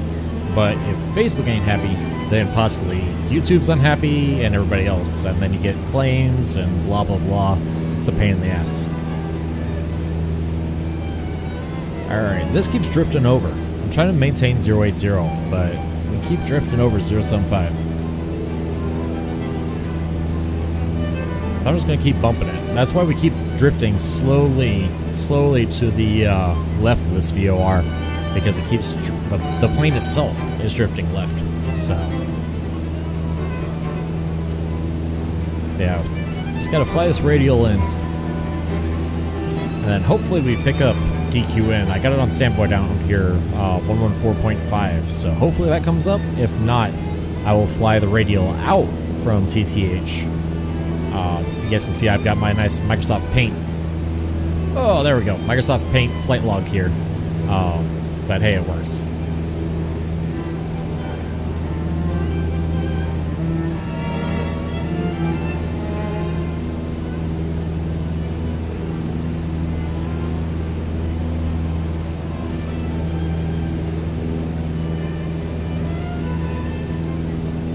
that popped up, but then disappeared. So I gotta see what that said. Alright, heading's good. 079, which is right where I need to be at. And Shelby, if you're still here, that sounds like a plan. She's trying to figure out what we're going to do after she gets off work. So she sent me an idea, and her idea sounds like a plan. So let's go ahead and contact Indianapolis Center. Squidward 89er 10,100 feet. Squidward 89er Indianapolis Center, continue as planned. Altimeter 29er.74. Alright. Got 74 dialing in here. And we're drifting just a little bit again. What's the destination? Today's destination is Columbus, Ohio. So we are flying from St. Louis, Missouri to Columbus, Ohio. And then tomorrow, or Monday rather, we're going to fly from Columbus to the East Coast. And then Tuesday, we're going to figure out how we're going to cross the Atlantic Ocean in a 152. So I've got a couple ideas. We'll just have to see what happens. I think if I go up through Canada on the East Coast, I can hop from Canada to Greenland, and then from Greenland to Iceland, and then from Iceland to Europe. So we'll just have to see what happens. And then we'll fly through Europe, fly down through Africa, fly back up through Asia, then fly... Contact Indianapolis Center on 132.2. Going to 132.2 Squidward 89er. And somewhere in there I also have to plan out when I'm going to get my VAT Sim certifications. Indianapolis Center, continue as planned.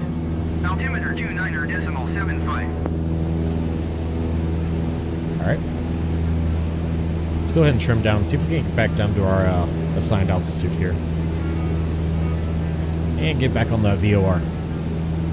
Nice, try flying to Glasgow. If I can, should be able to. We'll go through London as we come down through, or go through England, rather, as we come through Europe. So, a bunch of places in Europe that I want to see. There we go. I'm going to try to re-intercept this VOR here. So, I'm going to fly 090 and see if we can't intercept. But, according to my GPS VFR map over here that I do have up, we still a little ways out of TTH, so... Now, eventually, I'm going to get ForeFlight, and we'll have a much better flight tracker up. But for right now, this is what we got. So, it is what it is. This is the included VFR map. You can see where we started out there. Flew to VLA, now we're flying VLA to TTH. And flying TTH to DQ Delta Quebec November. And then we'll fly there to Columbus, which is Kilo Lima Charlie Kilo. Yeah. Sorry guys, it's just a little bit weird because I can hear the echo in my headphones, so I'm still getting used to that. I can turn that off, but yeah, I can go ahead and turn it off. There we go. And that won't be as awkward for me. What's really outstanding to me is the fact that we are on ultra settings, 1080p. And I am still at 157 frames per second roughly for me, which means you guys are getting a smooth 60. And I have absolutely... Oh, I do have drop frames today. What do I have drop frames for? I've had 368 drop frames for some reason. Don't know why. No idea why. I wonder what happens now that I don't have that monitor anymore if I do this. Absolutely nothing. That source doesn't work anymore. There's a button on my Stream Deck that I used to be able to pull to bring up like a map and stuff for you guys, but it doesn't work anymore because I took away that monitor and gave it to my game computer. So, you guys that are watching, do you guys have the game? Are you guys playing on the game? Are you trying to find out if the game is worth getting? What's going on with you guys? Watch our heading. We're intercepting that VOR slowly but surely there.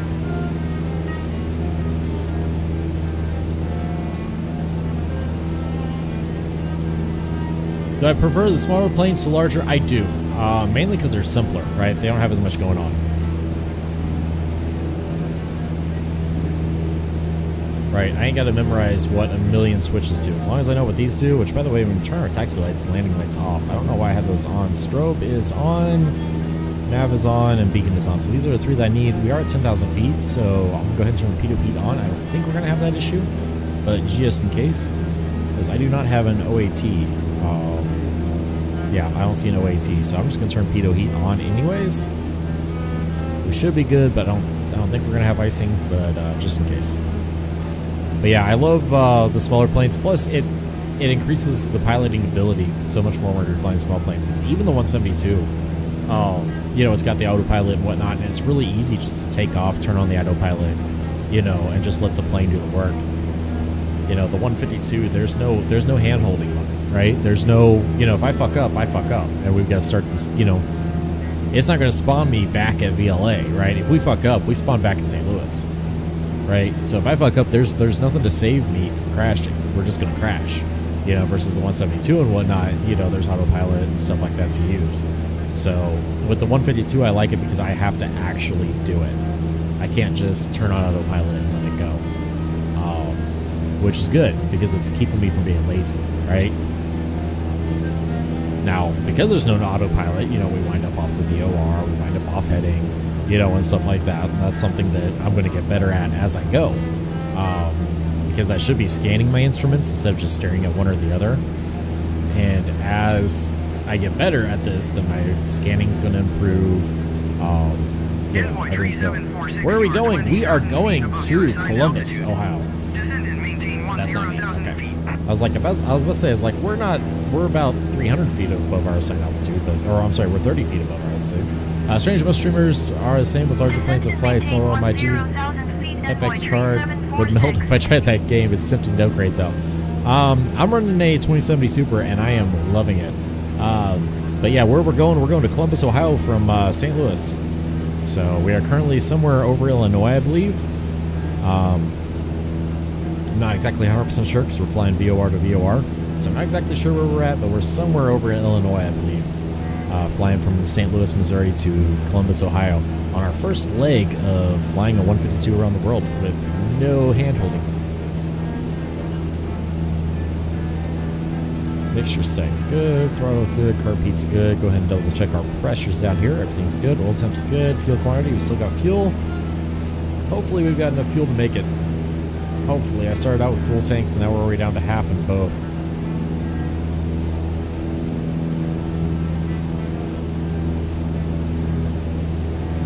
Because yes, we're full throttle, but we're also thinned out to 40%. So, keyboard control or stick and whatnot. I've got a HOTUS, hands on throttle and stick. Let me see if I can.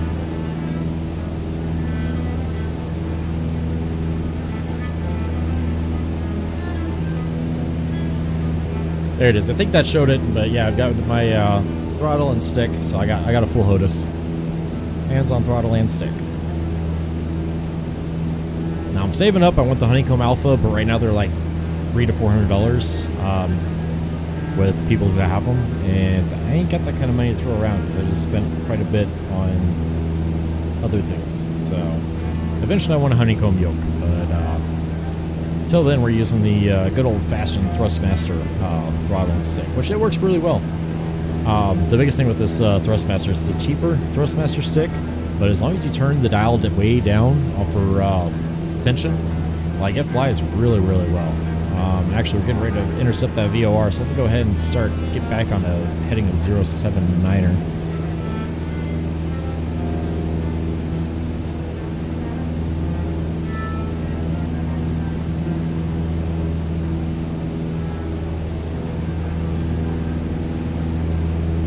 Like an expensive birthday present or part of my argument from last night. I mean, you know, it is what it is, babe.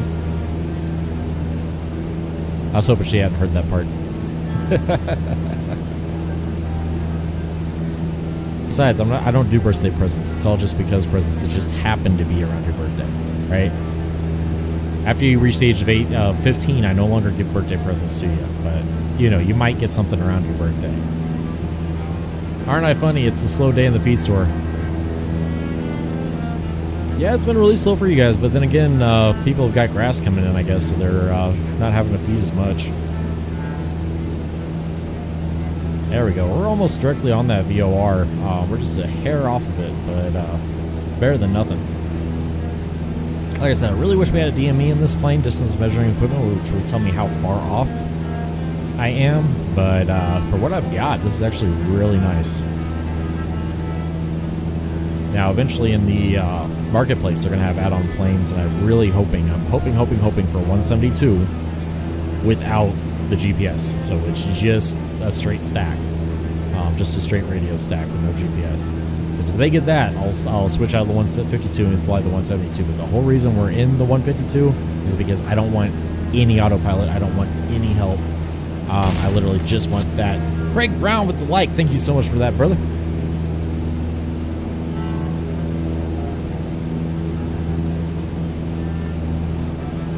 But yeah, that's why we're flying the 152, is just because of how little hand-holding it does. It really forces me to fly the plane and not just sit back on autopilot. But as far as the actual plane itself, I'm loving it. You know, and the game itself too. I mean, this is just, I mean, look at that. Look at that. That is absolutely beautiful. Absolutely beautiful. I apparently bumped a button that brings up my HOTAS. So there's the HOTAS I have, guys. You guys are wondering what HOTAS I have. That's what I have. It's a cheap one. It's only like 50 bucks from, I say cheap. Cheap is a relative term when it comes to flight simulators. It's only 50 bucks from Thrustmaster. It works freaking outstanding. Under here, there's actually a spring, and there's a little screw on the bottom. It's like hand screw. And if you undo that hand screw all the way, then this stick gets really loose, and it's actually a lot easier to fly. One thing I don't like about the throttle is where it switches from white to red, there's kind of like a detent, which you think that would be like the perfect detent, you know, the perfect throttle to leave it at. But no, it's just a little bit low of where I would like to be at. Now for cruise, I think we're going to be okay coming in at 2,500. Right at 2,500 RPM. I could be a little bit lower, around 2,100 RPM for cruise. We burn a little bit less fuel, but how do I like the weather changes, and does it have any great effect on your control and gaming overall? So the weather changes, it's a little buggy right now. So live weather is implemented, but it's not implemented. So when it's working, it works amazing. When it's not working, you know, like yesterday I think it was, we tried to find the hurricane and kind of track it in game. I spawned into exactly where the hurricane was supposed to be at, and it was just clear skies, like there was nothing. So whenever it works, it's awesome, but whenever it doesn't work, it just pretty much mirrors whatever weather you have locally where you're at, right? So I was doing a group flight with my buddy Murphy, I think 2 days ago, and he was in Georgia, I'm in Missouri, and he was, where he was at, it was raining. Where I was at, it was sunny. Well, we both spawned into the Grand Canyon. Well, for me, it was sunny at the Grand Canyon, but for him, it was raining at the Grand Canyon.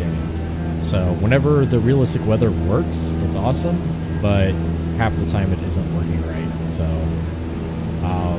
so far it seems to be good. I'm going to go ahead and take that down. So far it seems to be working right. It was raining in St. Louis, and now it's nice and sunny, which is kind of what I'm getting local weather-wise right now. Of course, I'm south of St. Louis, but you know, it seems to be working right today. So whatever works great, it works great.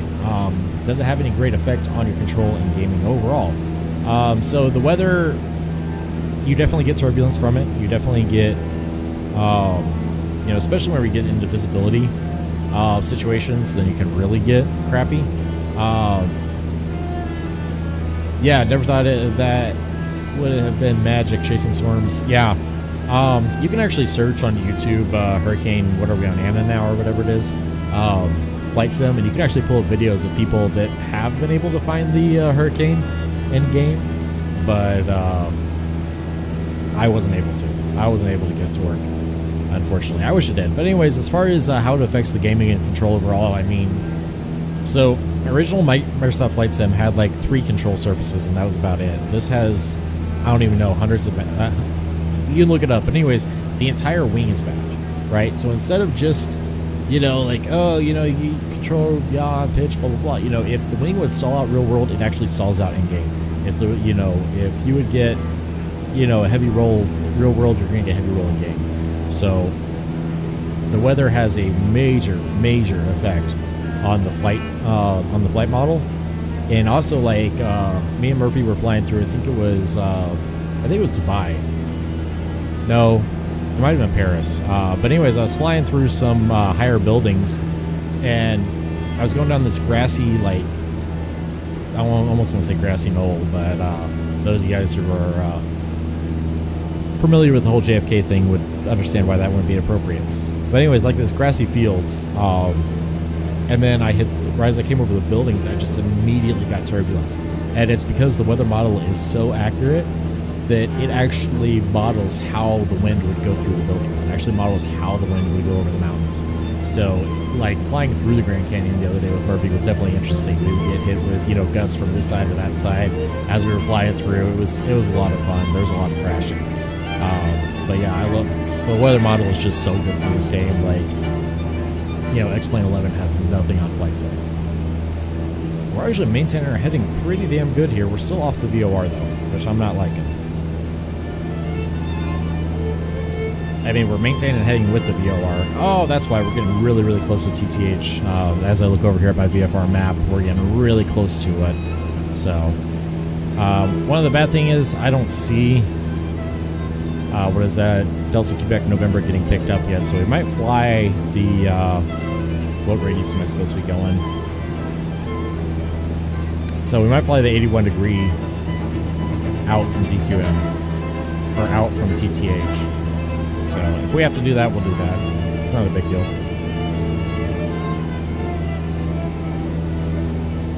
Now, as far as actually flying in the airport, I am not sure how we're going to do that. I haven't flown VOR to VOR that far yet, so we'll see how that works. I'm probably going to have to get directions from air traffic control, honestly, to get to the actual airport. Because in theory, in a perfect world, I would be able to tune that runway's frequency and be able to follow it in there. That's one thing I can do is actually pull up. Where are we flying to? KCMH. I pull up KCMH.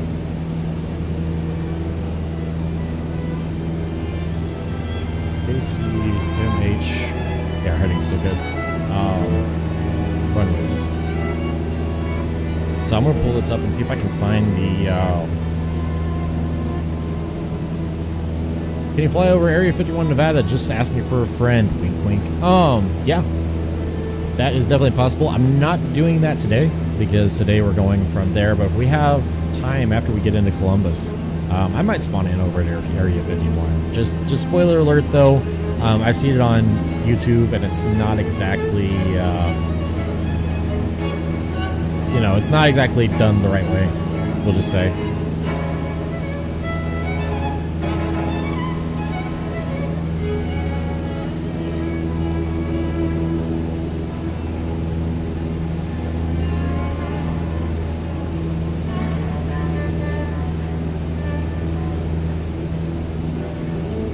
Okay, so they do have PAPI lights installed, so that's good. So they have ILS and the DME. So they do have ILS and DME there. Craig Brown with the follow. Welcome to the FTD Navy. Hoo-yah! Go Navy turn up and whatnot. Thank you so much for that. But anyways, I'm trying to pull up the information here. And I'm not... It has the ILS. But I don't know how to tune the ILS. So I might have to pull up the actual ILS approach and tune the ILS that way. Because I should be able to tune the ILS into the navigation radio, and then that'll give us that there. So let's go ahead and get instrument approach. So that you guys can see what I'm doing here. I'll go ahead and pull this over here. Let's see here. I want to put this where I can actually see my stuff still. Make sure we're still on heading. Yep, we are. We're good. We're kind of way off of TTH. As soon as this says changes from to to from, I'm going to go ahead and fly towards it. But anyways, I'm trying to find the right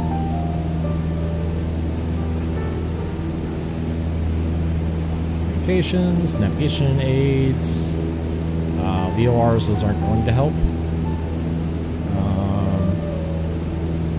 Yeah, I'm turning over. I'm going to try to intercept this VOR and fly it directly straight out. Alright, that'll be good. Let's allow. So, anyways, I'm trying to find the LS approach. And see if I can't pull that up. There we go. Instrument approaches. We don't know where we're running at. So, I'm just going to say... let's see. We took out a 12 right coming out of... Farmington, or not Farmington, St. Louis. So we came out, runway 12 right out of St. Louis. So I'm going to guess landing, we're probably going to land 10 right. So let's take a look at this instrument approach and see what it says.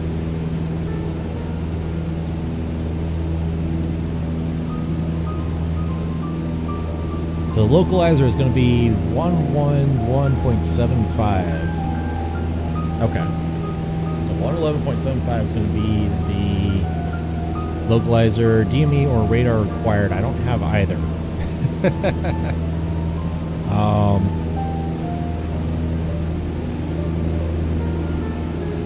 we're way over flying our marker. And we're still... Let's fly back towards it. But anyway, so the localizer is 111.75, channel 54 Yankee. Let's fly back over towards our mark. We're getting really, really close to TTH. That's why it's so sensitive. Because we are so close to TTH. But anyway, so I used to be able to read these. So missed approach. Yeah, we're gonna climb out, do a right-hand traffic pattern. Yeah, I used to know how to do these missed approaches and stuff. I'm going to get training on how to do that again at some point. Alright, turn back over towards our right heading here. And now, we're pretty close to it. I'm just waiting for that to switch to from, and then we're going to switch to 081 heading, which we're pretty much flying right now, so... But, anyways, looking through here, I used to know how to read these. I can't read them anymore. Farmers Insurance just contacted me on LinkedIn about a job, I guess. Ooh. Hey, you know, it is what it is. Let's see what happens.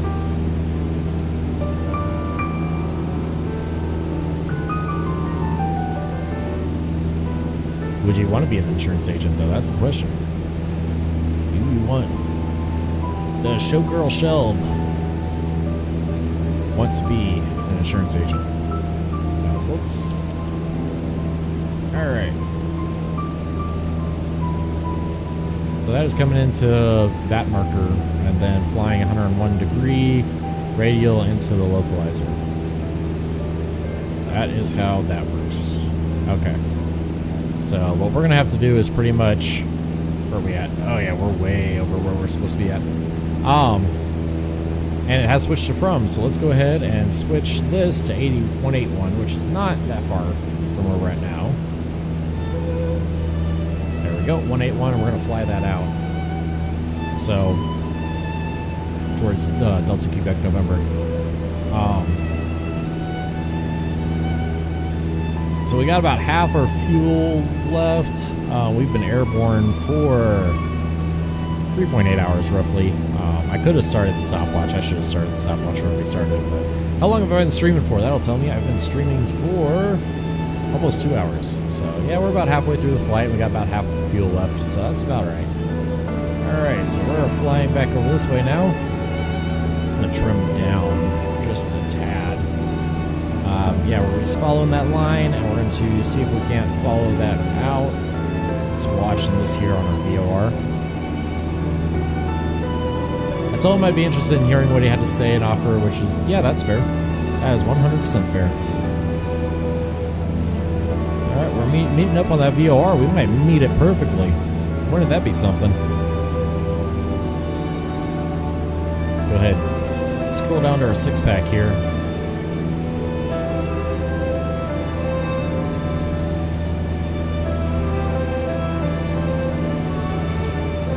That's set to 181.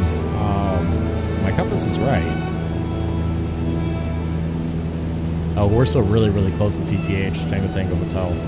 We're really close to it still, so.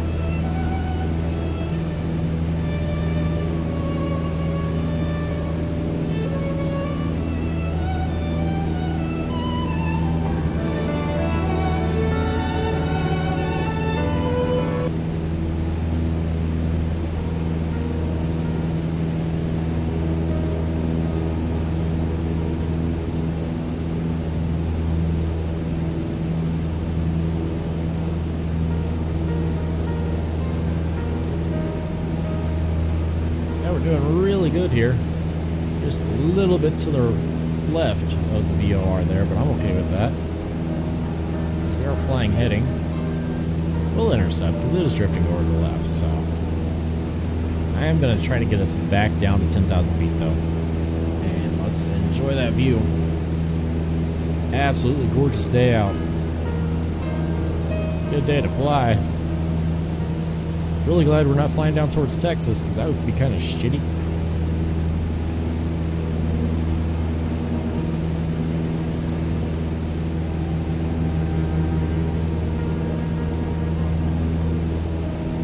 And I'm going to turn a little bit more to the right.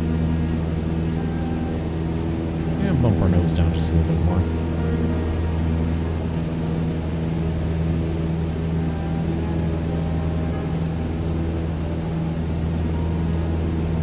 Another question is, can I pull the throttle out? Like, can we lean out to save gas and still maintain altitude?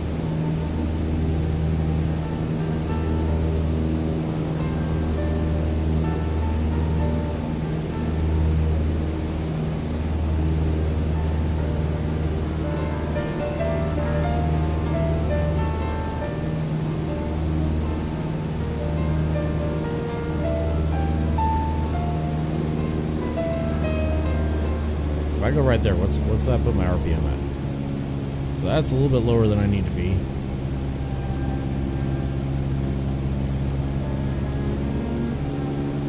So let's say I want to be right there. Now what do I have to do to this?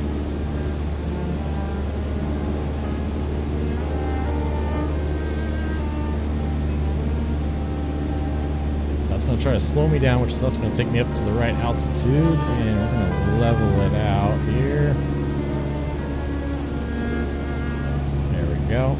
And level out, level out, level out, level out. There we go. Level out without stalling here.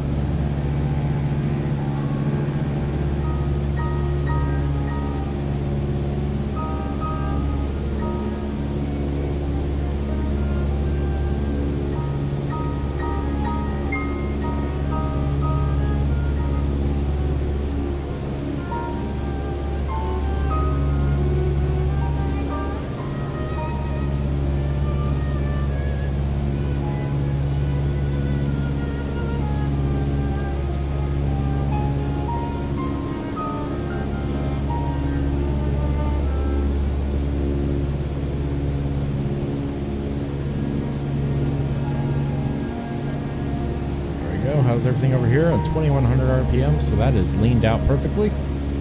That's a little bit of weird audios, but that's okay. Get back on heading. Generic 0 Mike Romeo, you are 7,600 feet above your assigned altitude. Descend and maintain 10,000 feet altimeter 29.78.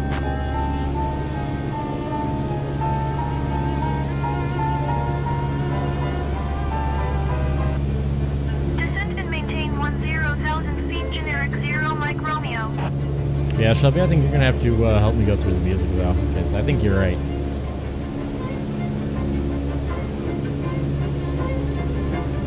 Not that that's Shelby's job or anything, but help is definitely appreciated.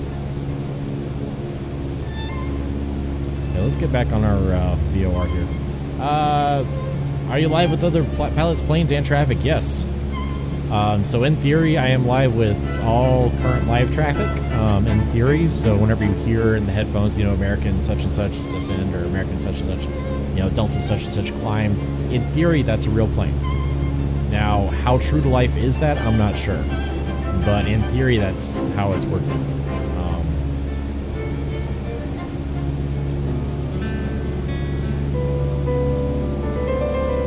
Oh, that's kind of pretty. But like I said, I'll let Shelby go through it. She's pretty good at picking out music, so. I was going to have her do it last night, but she wasn't feeling too good.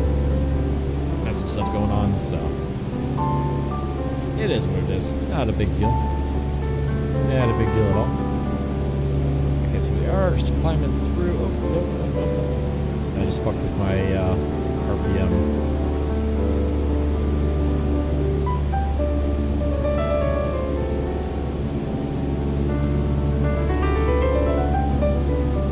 There we go.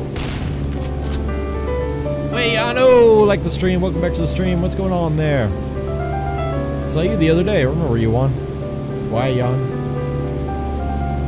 Alright, I will get the name right. I promise. I just gotta work on it.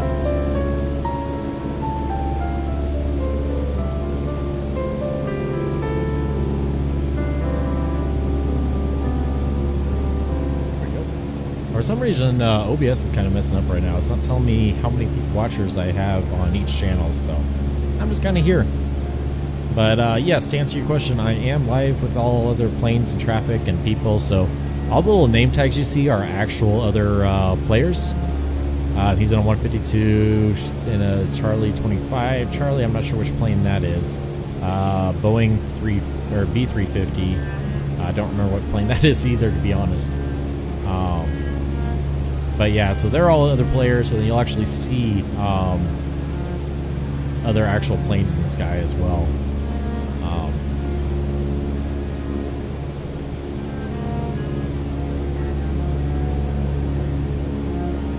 We keep drifting over to the left, so I'm really trying not to drift.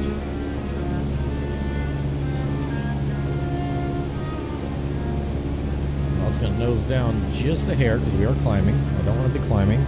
Imagine that, climbing at 2100 RPM. RPM is good. We're right at the bottom of our thing, which is going to give us the best fuel economy, because as you can see, we're starting to run a little low on fuel. Not completely out of fuel, but definitely lower than I would like to be. I mean, I guess we are about halfway, but still, definitely lower than I would like to be. And we're still drifting to the left.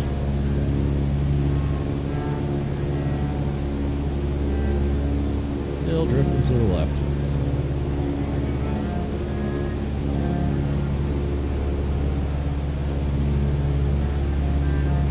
Now, one thing I was happy about to see in the game is other players cannot crash you.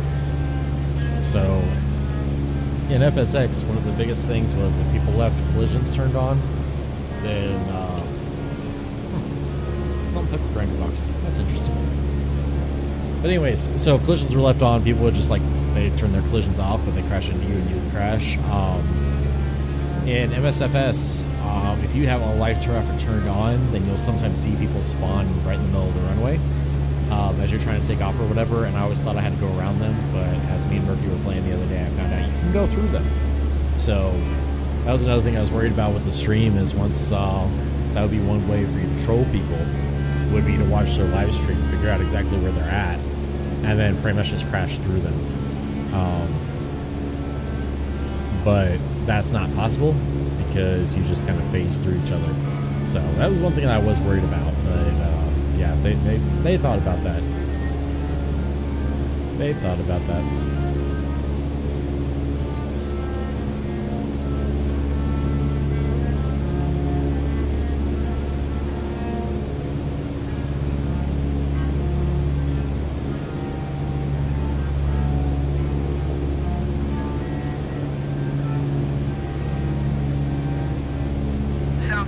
Niner 35, you are 20,000 feet above your assigned altitude. Descend and maintain 10,000 feet. Yeah, this plane just keeps drifting over to the left. I don't know why. Descend and maintain 10,000 feet southwest Niner 35. So yeah, that Southwest 935, that's an actual, in theory, that's an actual plane that's in the air right now. In theory.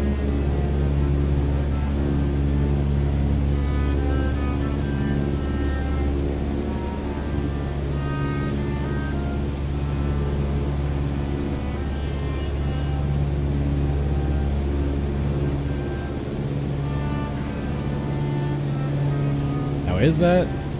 I guess I could search. Southwest Niner 35, contact Indianapolis Center on 124.775. Squidward 8 Niner, you are 300 feet above your assigned altitude. He's yelling at me. 10,000 feet, altimeter 29.79. Descend and maintain 10,000 feet, Squidward 8 Niner. 2979er, so we can actually turn that up. Yep, we're higher than we thought we were, so let's go ahead and bump our altimeter down and get back down to our assigned altitude of 10,000 feet. At level 10.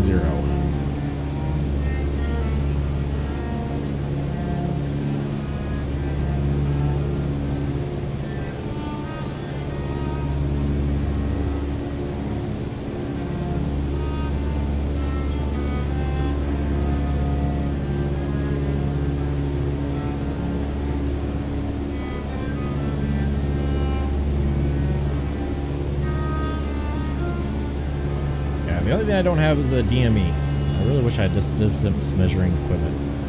But I technically can't fly the ILS approach without the DME. Squidward 8 Niner, please expedite your descent to 10,000 feet. Squidward 8 Niner, contact Indianapolis Center on 119.55. 119.55, Squidward 8 Niner.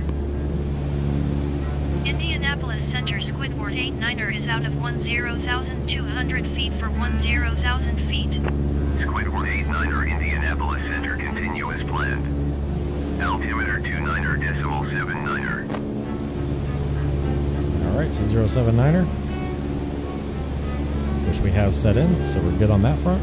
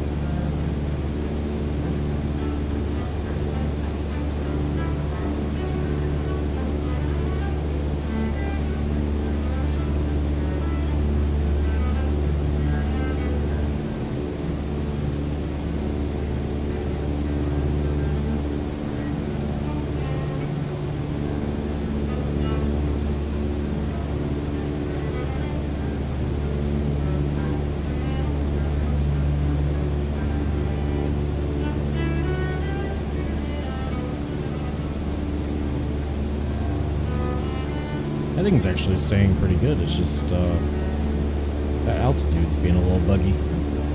But we'll get trimmed out. RPM's still good. And we are... Oh, that was interesting. Oh, it does.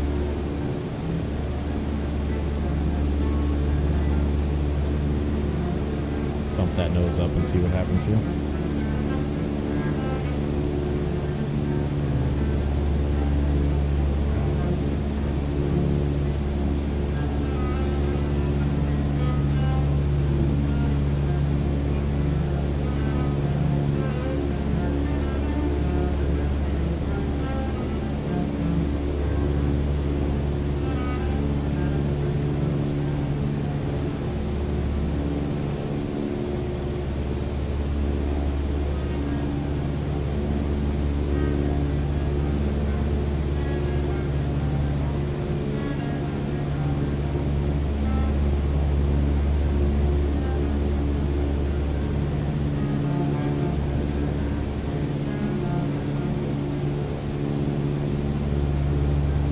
man, we're getting her done. Slowly but surely, we're getting her done. Climbing back out to 10,000. We're getting back on track. We're still way too far over. We're getting there.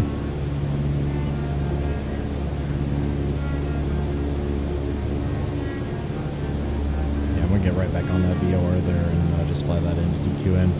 We still don't have DQN down here. The DQN's radio should be 114.50. I've got 114.50 in here, but we're not picking anything up, so I'm going to go ahead and tune this to the localizer at... Actually, we need to know, before we do that, we need to know what runway we're going to be expecting. I do have all the runways pulled up, and it'll tell me which approach to fly in. So we should take the localizer on one of the runways. Hopefully the localizer is active in the game. Really hope it is.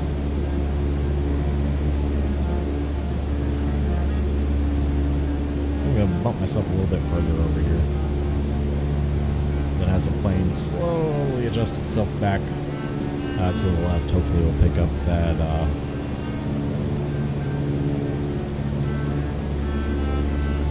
radio on the VR.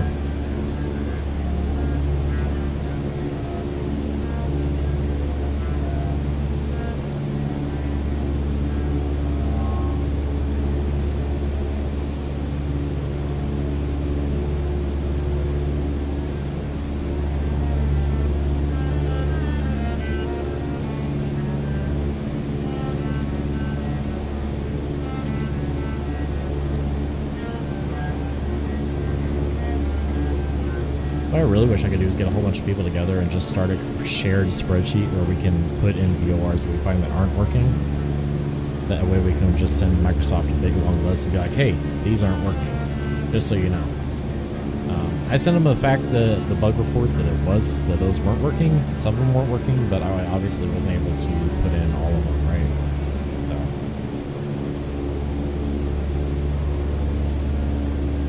Yeah, this plane's slowly drifting back to the left. Which isn't necessarily a bad thing right now, because we are way over to the right of where we're supposed to be at. But I'm intercepting that VOR again. I was going to bump my nose up just a hair. See if I can't climb back up to 10,000. But we can also save a little bit of gas. And right now with COVID shutting down the airlines, I guess that's part of the reason why Lambert wasn't as busy as he usually is.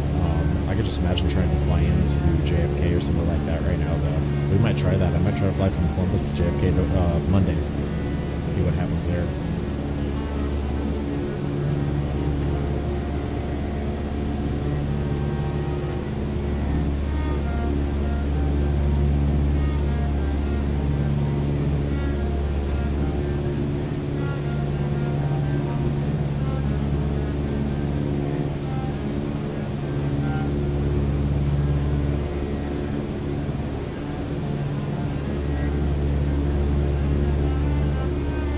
There we go, we're picking it up. Slowly but surely, we're picking it up.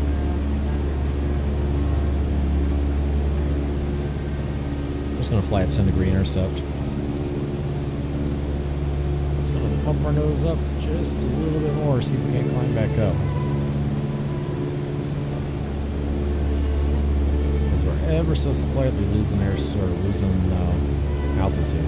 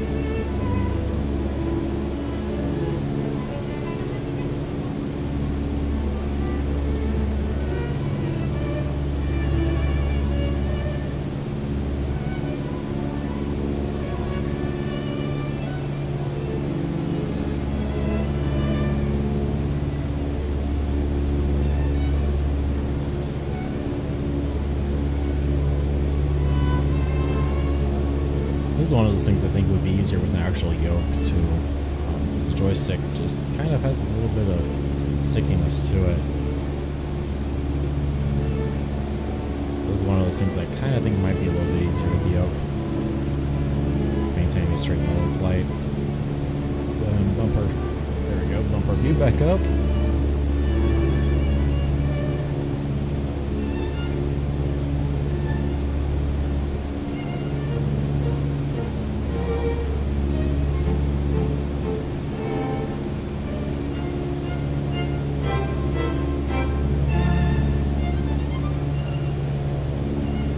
Out the window, I can kind of see now whenever we get a little bit off from how we were.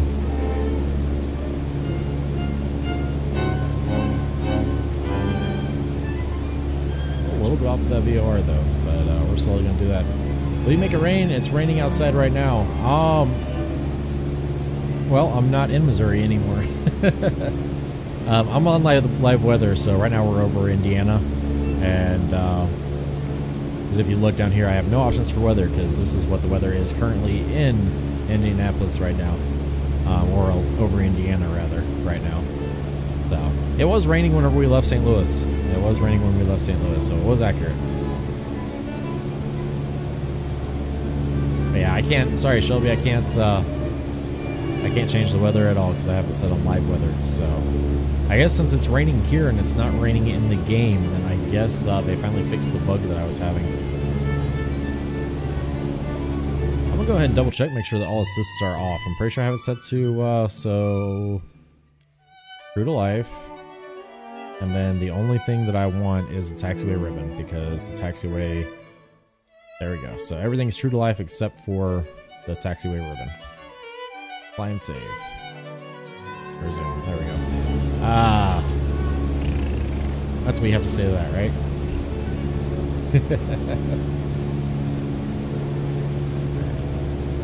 ATC's kind of bugging out right now. My game's kind of bugging out right now. Hold on, let's see if we can get it back. Let's see if we can get it back. Oh no, we bugged out. We went into the settings and it doesn't like that. Pause. Pause. Live pause. No, this is gonna suck because it's raining. It's not raining in Indianapolis. Yeah, we have.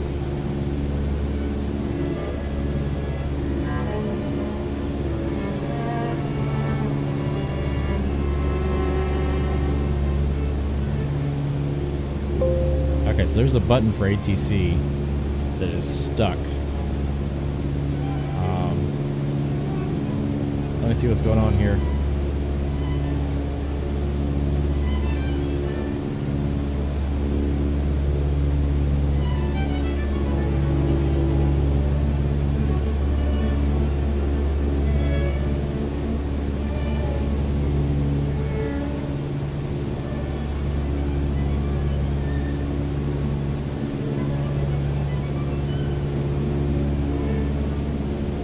Alright, let's see if I can fix this. Something's bugging out. Something's bugging out here. I don't want to end task because that'll end our entire flight.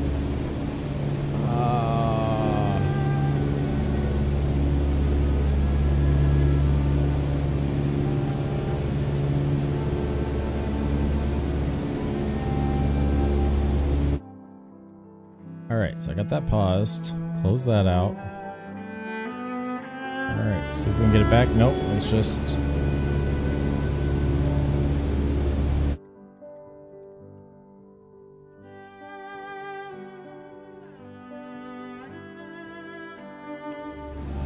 Nope, that didn't fix it. Alright, noise.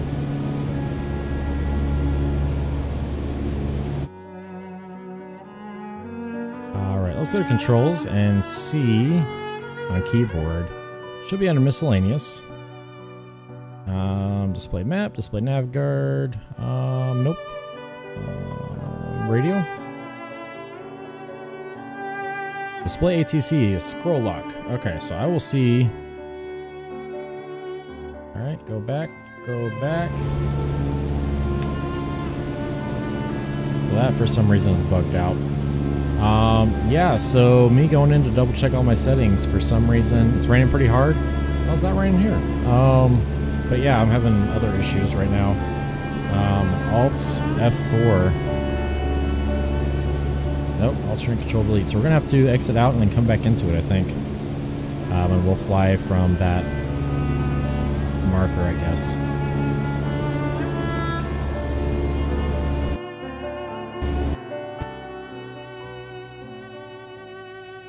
I'll try this again. I'll bet you it was OneDrive that took me over. Damn OneDrive. Alright, so I need to pull, and that's popping up. A whole bunch of things were popping up too. I don't know why.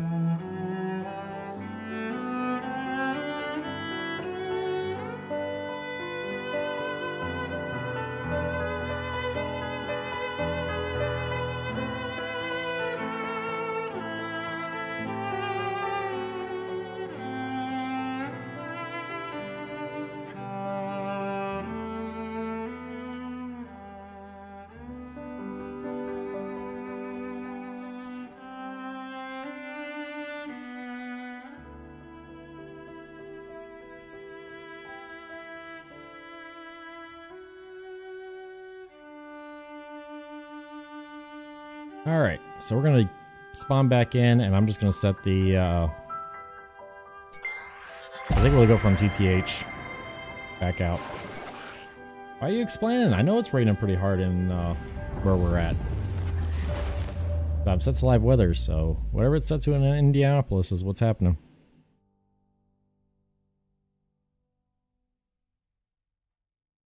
Alright, so we'll restart from TTH, I think. I might find a new marker to fly to from TTH.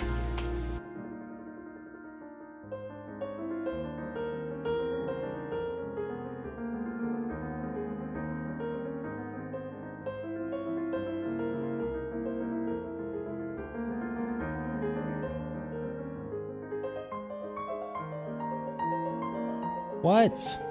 Why are you exclamating me?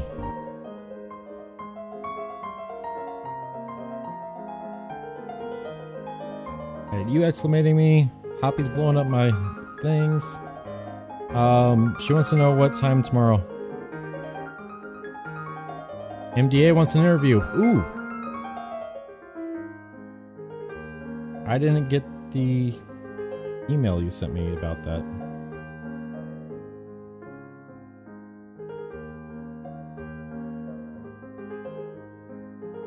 Well, that's freaking awesome. MDA 7. Okay, I'll let her know. But yeah, MDA wants an interview. That's fucking awesome, babe.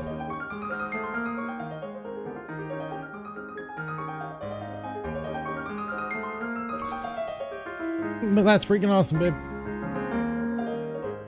That opportunity is a pretty good one.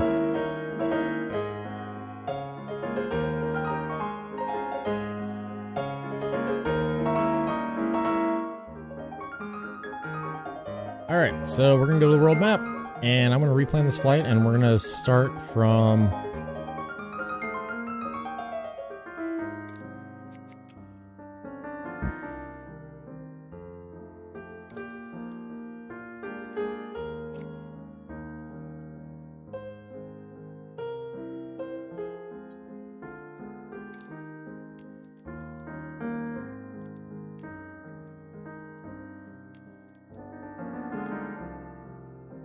Okay, so we were flying TTH to DQN.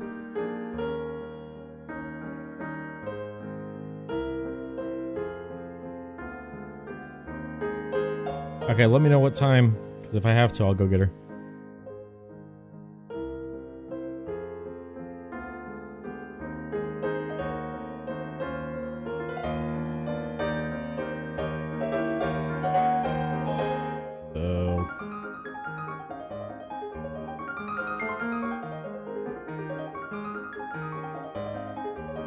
Alright, so close to TTH is IFVJ, so we can set this as departure. And then that switches this up. Now I want to take DQN off of here because we know that DQN doesn't work. So we can add this one, and we can take this one off. So hopefully that fixes it. Let me go ahead and get the nav log here. Okay, Windows Shift S. And we're gonna take this, and I'm gonna paste that. And now we have our new nav log. So we're gonna go from IFVJ, airborne, and we're going to, let's do a cruising altitude of 12,000. Yeah, we'll do a cruising altitude 12,000 feet. So, all right, let's get back to it. And I need to switch my weight and balance back to 50% because we were about halfway out of gas. There we go. And we're still within the service area. Yes, we are.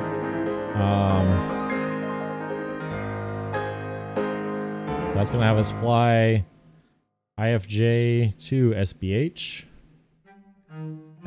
Reading 104, so that's the right thing. And then 82, that's right. Okay. Cool. Very cool. All right, let's do it.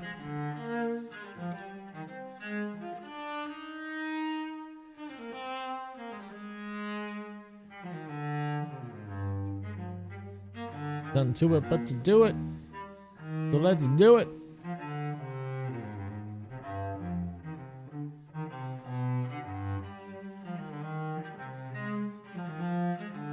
Yeah, I don't know what messed up it so bad. I just kept like trying to flash back up the ATC window for some reason. Makes absolutely no sense. No sense whatsoever. But that's alright.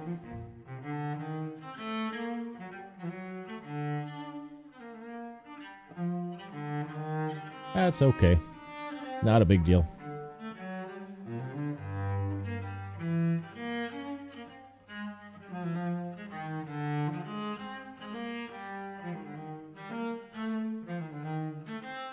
Oh, and Hoppy also found out apparently the time chain's going out and the Equinox is the problem, so it's gonna be like $600 to get it fixed, but she said she's got it because of the job she's got, so. Still much better than her getting a beater, I think. Alright, ready to fly. And we are at 1200. Let's go ahead and get IFR Indianapolis clearance. Center, Cessna Alpha Sierra X-Ray Golf Sierra 2 miles south of Indianapolis. Request IFR to Columbus, ready to copy. Generic 2 Mike Alpha, you are 69er miles west. Descend and maintain 2,500 feet. Expect ILS runway tree 2 approach via ball transition. Cleared to ball. Cessna Alpha Sierra X-Ray Golf Sierra is cleared to Columbus Airport as filed. Squawk 0 tree 21. Brickyard tree 559er, descent and maintain 10,000 feet. Frontier flight 522 heavy, descent and maintain 10,000 feet. Giant tree 7 tree 6, contact Indianapolis Center on 1 tree 2.2. Indianapolis Center, American 19er tree is at flight level tree 50, descending 10,000 feet. Brickyard tree 640, you are 20,000 feet above your assigned altitude. Descend and maintain 10,000 feet. American 19er tree, Indianapolis. Alright, let's go ahead and get stuff tuned in here. I need a 11200. Descend and maintain 10,000 feet. Brickyard tree 640. Please. Yes! Haha, that's what we need. And we need to be on the heading of 104. Southwest 84 tree, you are 71 miles northwest. Descend and maintain 10,000 feet. Expect ILS runway 18 right approach via Drake transition. Cleared to Drake. Delta 457, you are 85 miles northwest. Descend and maintain There we go. 5,000 feet. Expect Sweet, and we're ILS almost on heading. runway 18 right approach via Drake transition. Cleared to Drake. Yep, we're actually doing really good. I just need to climb. Frontier flight 522 heavy, contact Indianapolis Center on 120.65. There's our cruising altitude. I think I said it's like 12,000 feet. Alright, so let's go ahead and pull up what I need to pull up here. Descend and VFR map, pop out. Right approach via drag, transition cleared to drag, Delta 457.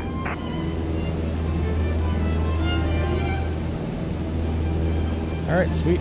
We are good.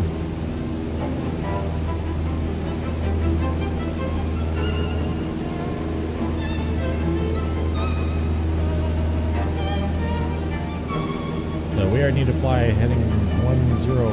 X-ray Golf Sierra, acknowledge last transmission.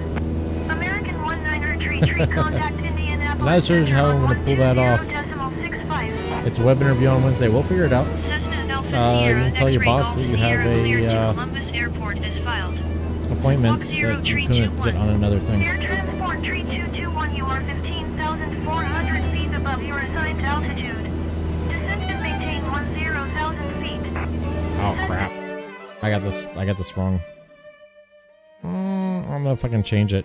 Yeah, we'll just have to use the generic. I didn't change all Radar that. contact 12,000 feet. Altimeter 29.80. Continue to Sierra Hotel Bravo, turning and following heading 105 for Zoom. Quarantine for 2 weeks? Ooh. And maintain 9,000 feet.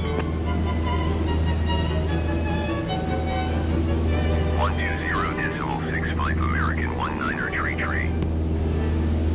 Continue to Sierra Hotel Bravo, turning and following heading 105. Resume home navigation, descend and maintain 9,000 feet. Cessna X-ray Golf Sierra.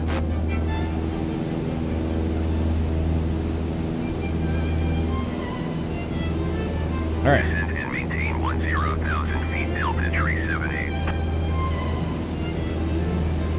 Let's get leaned out for flight here.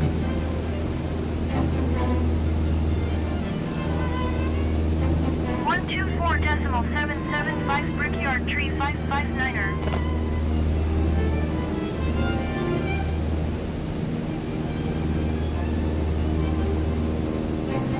Delta 457, contact Indianapolis Center on 120.65. Descend and maintain 10,000 feet, Endeavor 4835.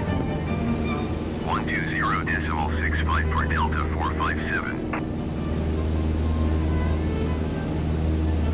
Cessna X-ray Golf Sierra, please expedite your descent to 9,000 feet.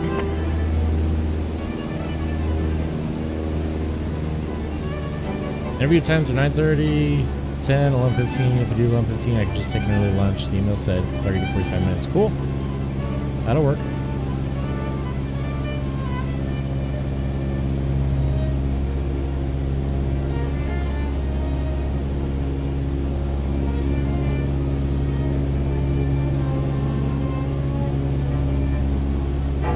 Indianapolis Center, Brickyard 4441 is at 13,300 feet, descending 5,000 feet. Brickyard 4441, Indianapolis Center, continue to Lorraine as planned. Altimeter 29.82. Endeavor 4835, you are 14,100 feet above your assigned altitude. Descend and maintain 10,000 feet. Cessna X-ray Golf Sierra, please expedite your descent to 9,000 feet. I'm getting there. Descend and maintain 10,000 feet, Endeavor 4835.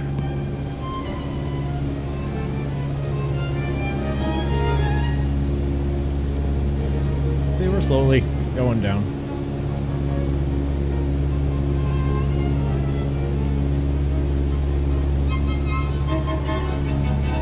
Gonna be at there, and it's just right there. So I need to turn a little bit heavier.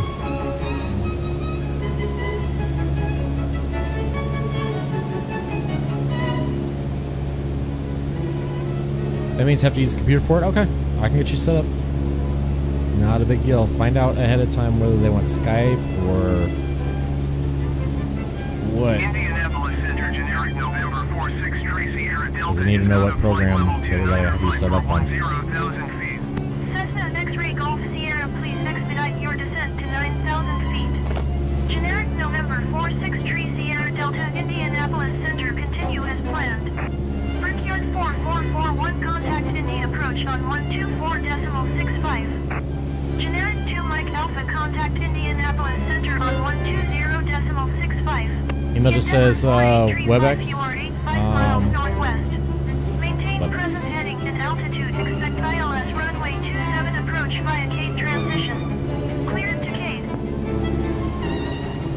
124.65 Brickyard 4441. 120.65 for generic 2 Mike Alpha. Maintain present heading and altitude. Expect ILS runway 27 approach via Cape transition cleared to Cape Endeavor 4835. Cessna X-ray Golf Sierra, please. Okay, I found out how to use WebEx, so we'll get you taken care of. No worries.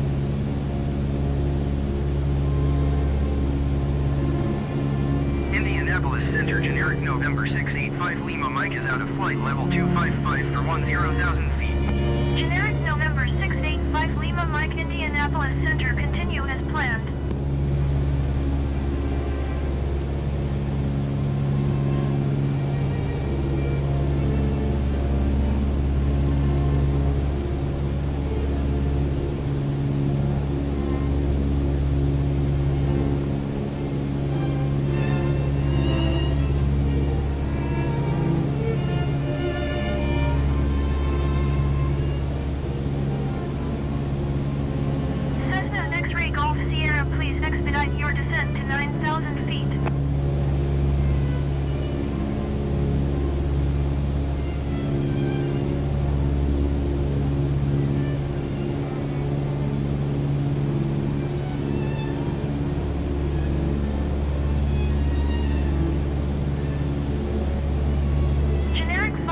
Mike, you are 16,600 feet above your assigned altitude.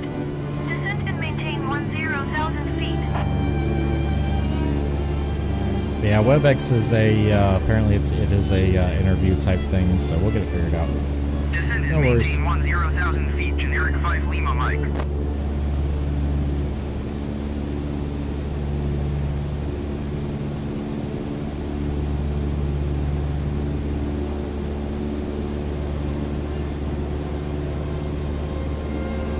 Indianapolis Center, American 188 is out of flight level 310 for 10,000 feet. American 188 Indianapolis Center, continue as planned. Delta 1656, you are 20,000 feet above your assigned altitude. Descend and maintain 10,000 feet. Alaska 614, descend and maintain 10,000 feet. Descend and maintain 10,000 feet, Delta 1656. Descend and maintain 10,000 feet. Alaska 614. Desmond Love, like the stream. Thank you so much for that, Desmond. We're way off track here. I think I get down to 9,000 feet.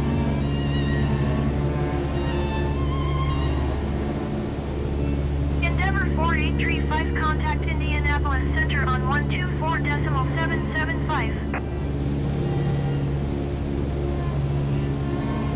Generic 5 Lima Mike, contact Indianapolis Center on 124.775. There we go. I'm going to intercept this son of a gun.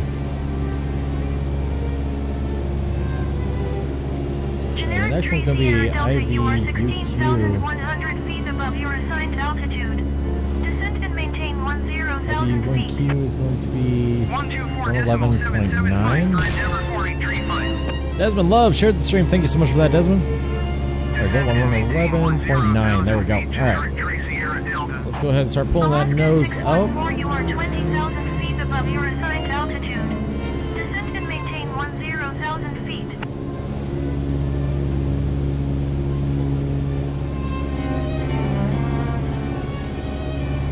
Descend and maintain 10,000 feet. Alaska 614.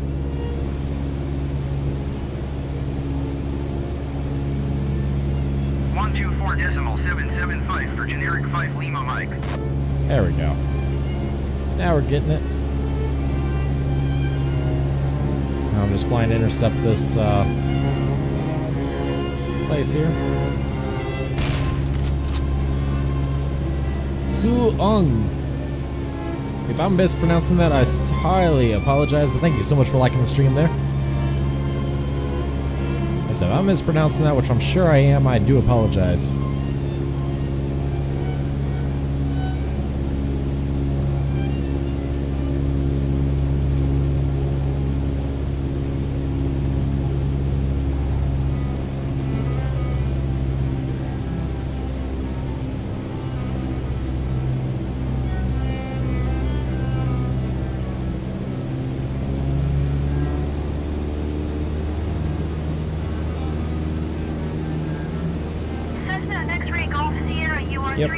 feet I know. below your assigned altitude.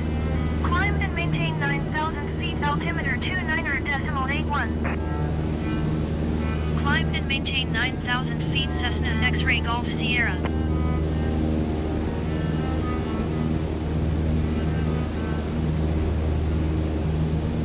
There we go, now we're intercepting. Shared the stream, thank you so much for that. Alright, there we go. Now we're on path. Now I'm just gonna get back up to where I'm supposed to be at.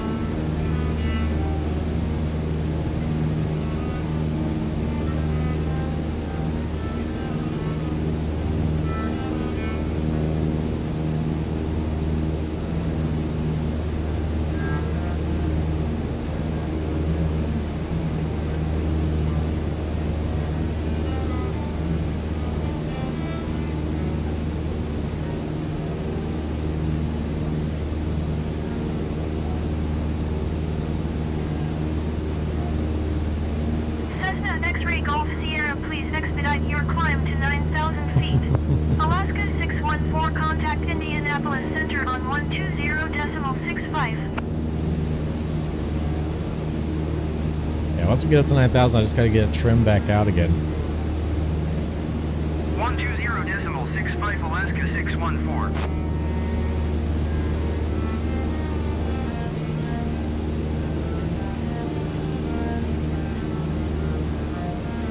What is it, 104?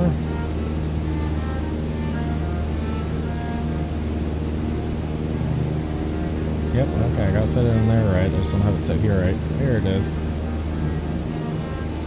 Ooh, I lost it. That's interesting.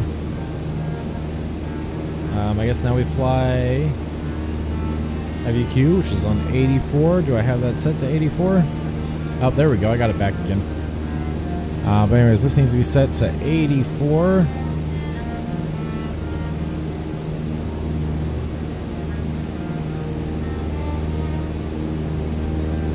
And now we're flying from, so that means that I need to switch from here to here.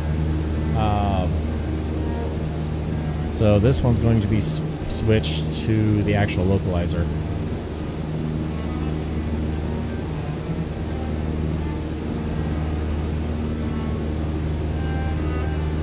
So that needs to be set to, what did I say, 80? Cessna X-Ray Golf Sierra, contact Indianapolis Center on 120.65. Way too much stuff going on right now. 120.65 Cessna X-Ray Golf Sierra. Indianapolis Center Cessna Alpha Sierra X-Ray Golf Sierra is climbing through 8,800 feet for 9,000 feet. Cessna Alpha Sierra X-Ray Golf Sierra Indianapolis Center, continue as planned. Altimeter 29.82.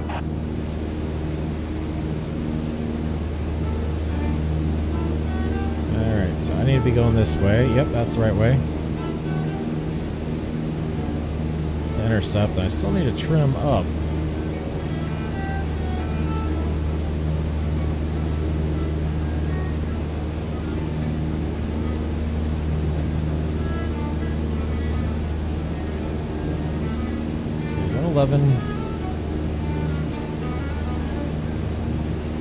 $11.9. There we go.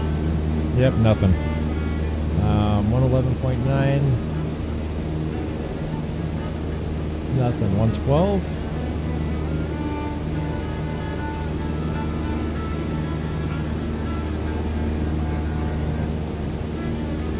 Okay, so that one works. It'll still be the same heading, it'll just be from.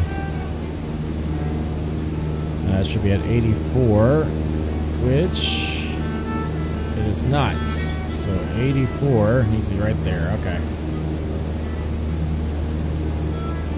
We're actually just about on path.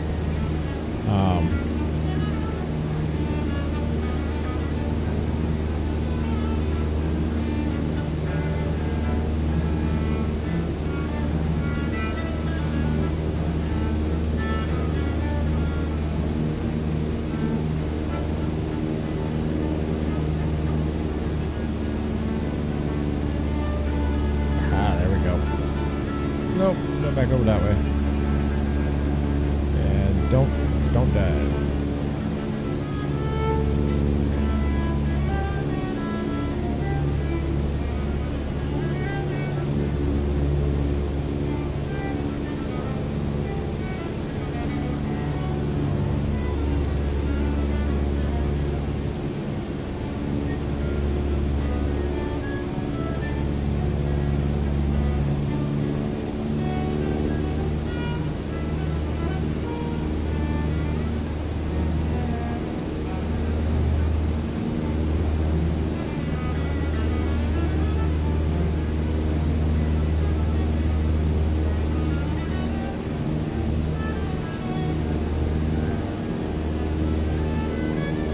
So this one down here needs to be tuned to that, which is 111.9. And that is on the 84.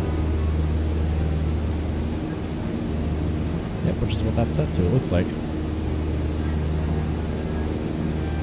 There's 84. Yep, there's 84 there too.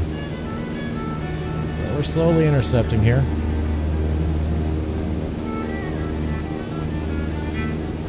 Airspeed is stupid slow. That also might be to do with the pitot heat being off, so we'll see if that fixes anything here. Because we might begin some icing in the pitot heat. Or the pitot 2, rather.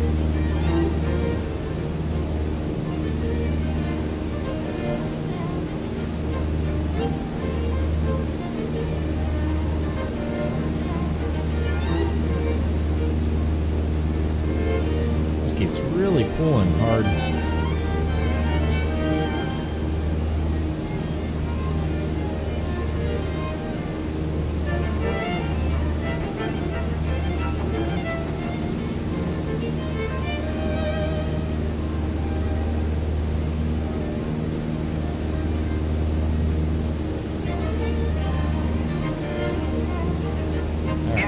There's that.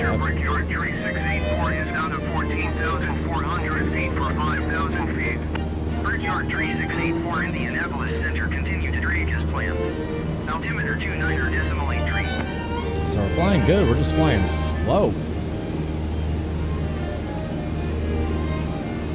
I don't know why we're so damn slow.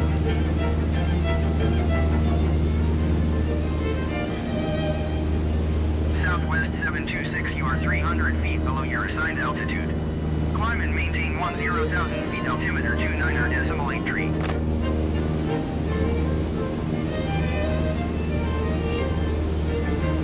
Keeps spinning way hard to the left. Climb and maintain 10,000 feet southwest 726. Brickyard 3684, contact Indianapolis Center on 124.775.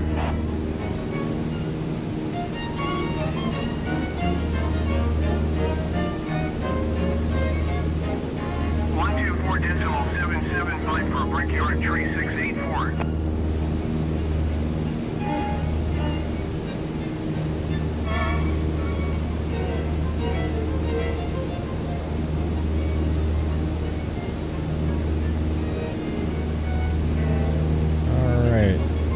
Getting some major turbulence right now, I think, because it's really throwing me off.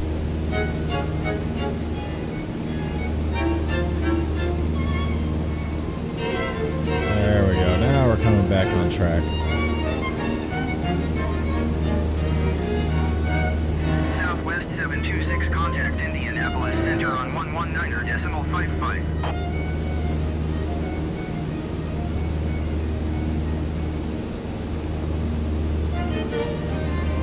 119.55 southwest 726.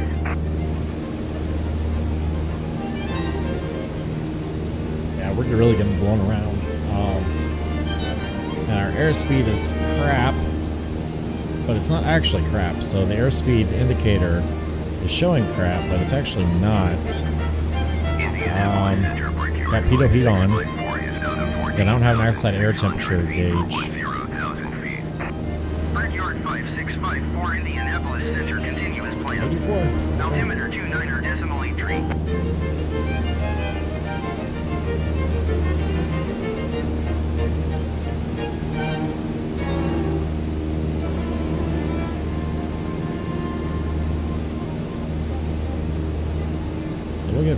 out here.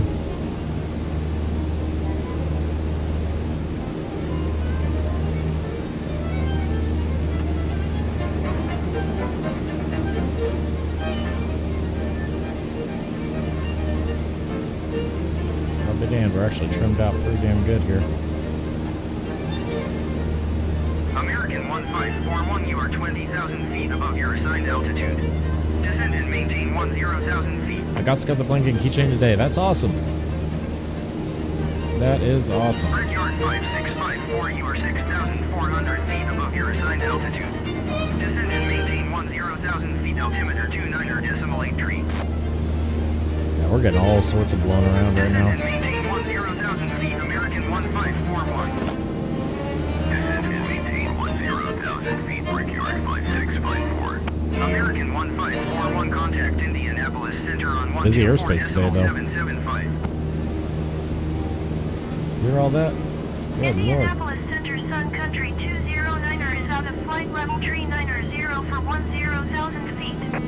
Sun Country 209er, Indianapolis Center, continue as planned.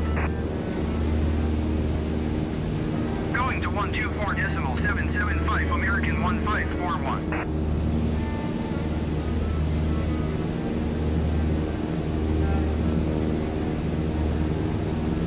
Indianapolis Center Endeavor 4880 is out of flight level tree 60 for 10,000 feet. Endeavor 4880, Indianapolis Center, continue as planned. Endeavor 4880, contact Indianapolis Center on 119.55. Going to 119.55, Endeavor 4880. Alright, I want to see. Generic 2 Mike Alpha, you are 12 miles south. Descend and maintain 2,500 feet, expect ILS. I'm gonna skip ahead. So I'm curious.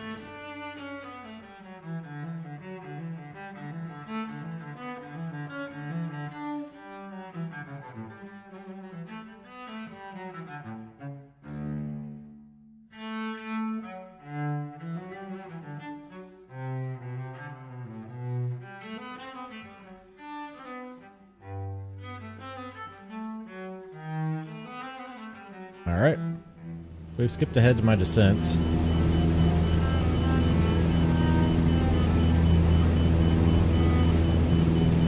Indianapolis Center Cessna Alpha Sierra X-Ray Golf Sierra 9,100 feet.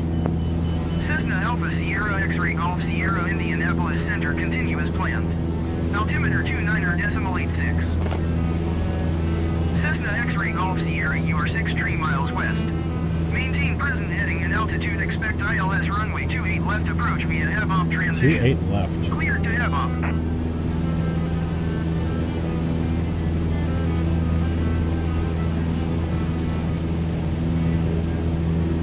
Maintain present heading and altitude, expect ILS runway 28 left approach via have-off transition, cleared to have-off Cessna X-Ray Golf Sierra.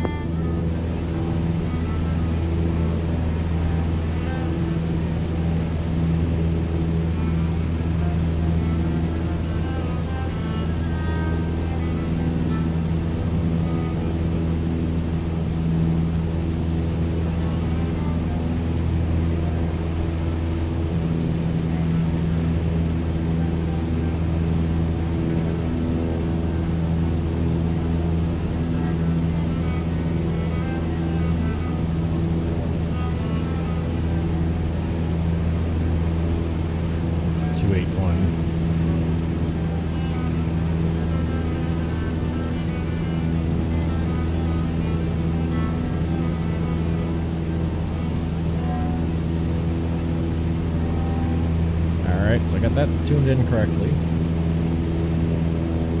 Cessna X-Ray Golf Sierra, you are 300 feet below your assigned altitude. Climb and maintain 9,000 feet, altimeter 29.87. Climb and maintain 9,000 feet, Cessna X-Ray Golf Sierra.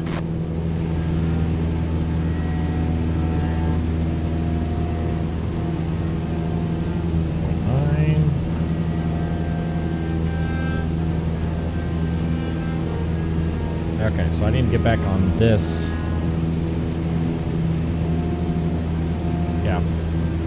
back on that one, 11.9, so I need to get back on that track. In order to do that, I need to fly directly north.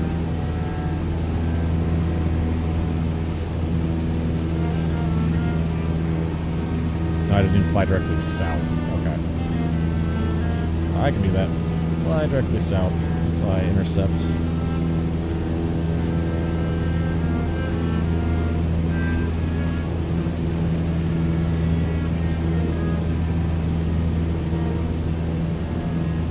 Cessna X-Ray Golf Sierra, please expedite your climb to 9,000 feet. Indianapolis Center Cessna Alpha Sierra X-Ray Golf Sierra requesting vector to next waypoint. Cessna X-Ray Golf Sierra, continue to have upturning and following heading 060.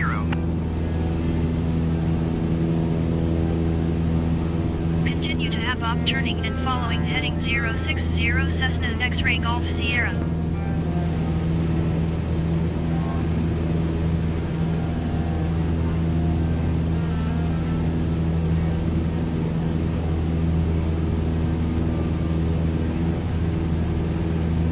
Alright, let me see if I can find the frequency for hub up.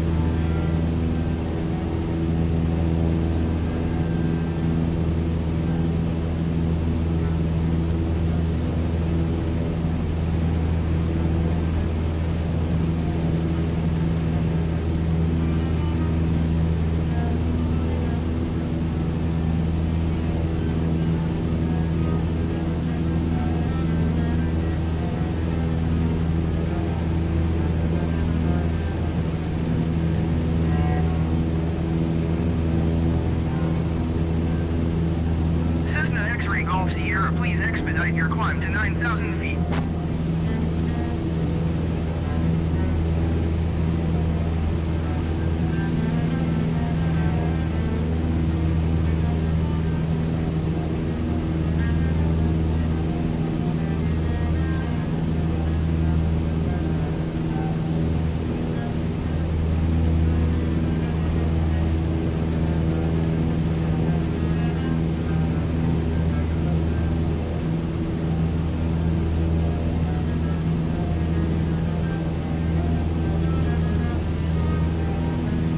So I got this one set right.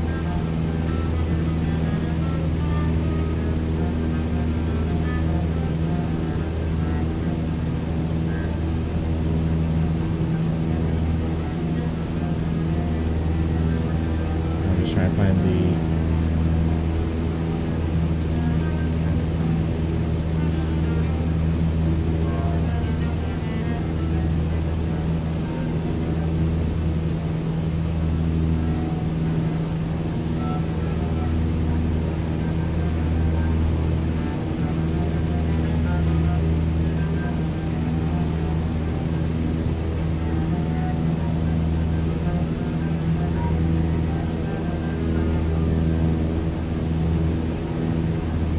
I said 060, so we can fly 060 then.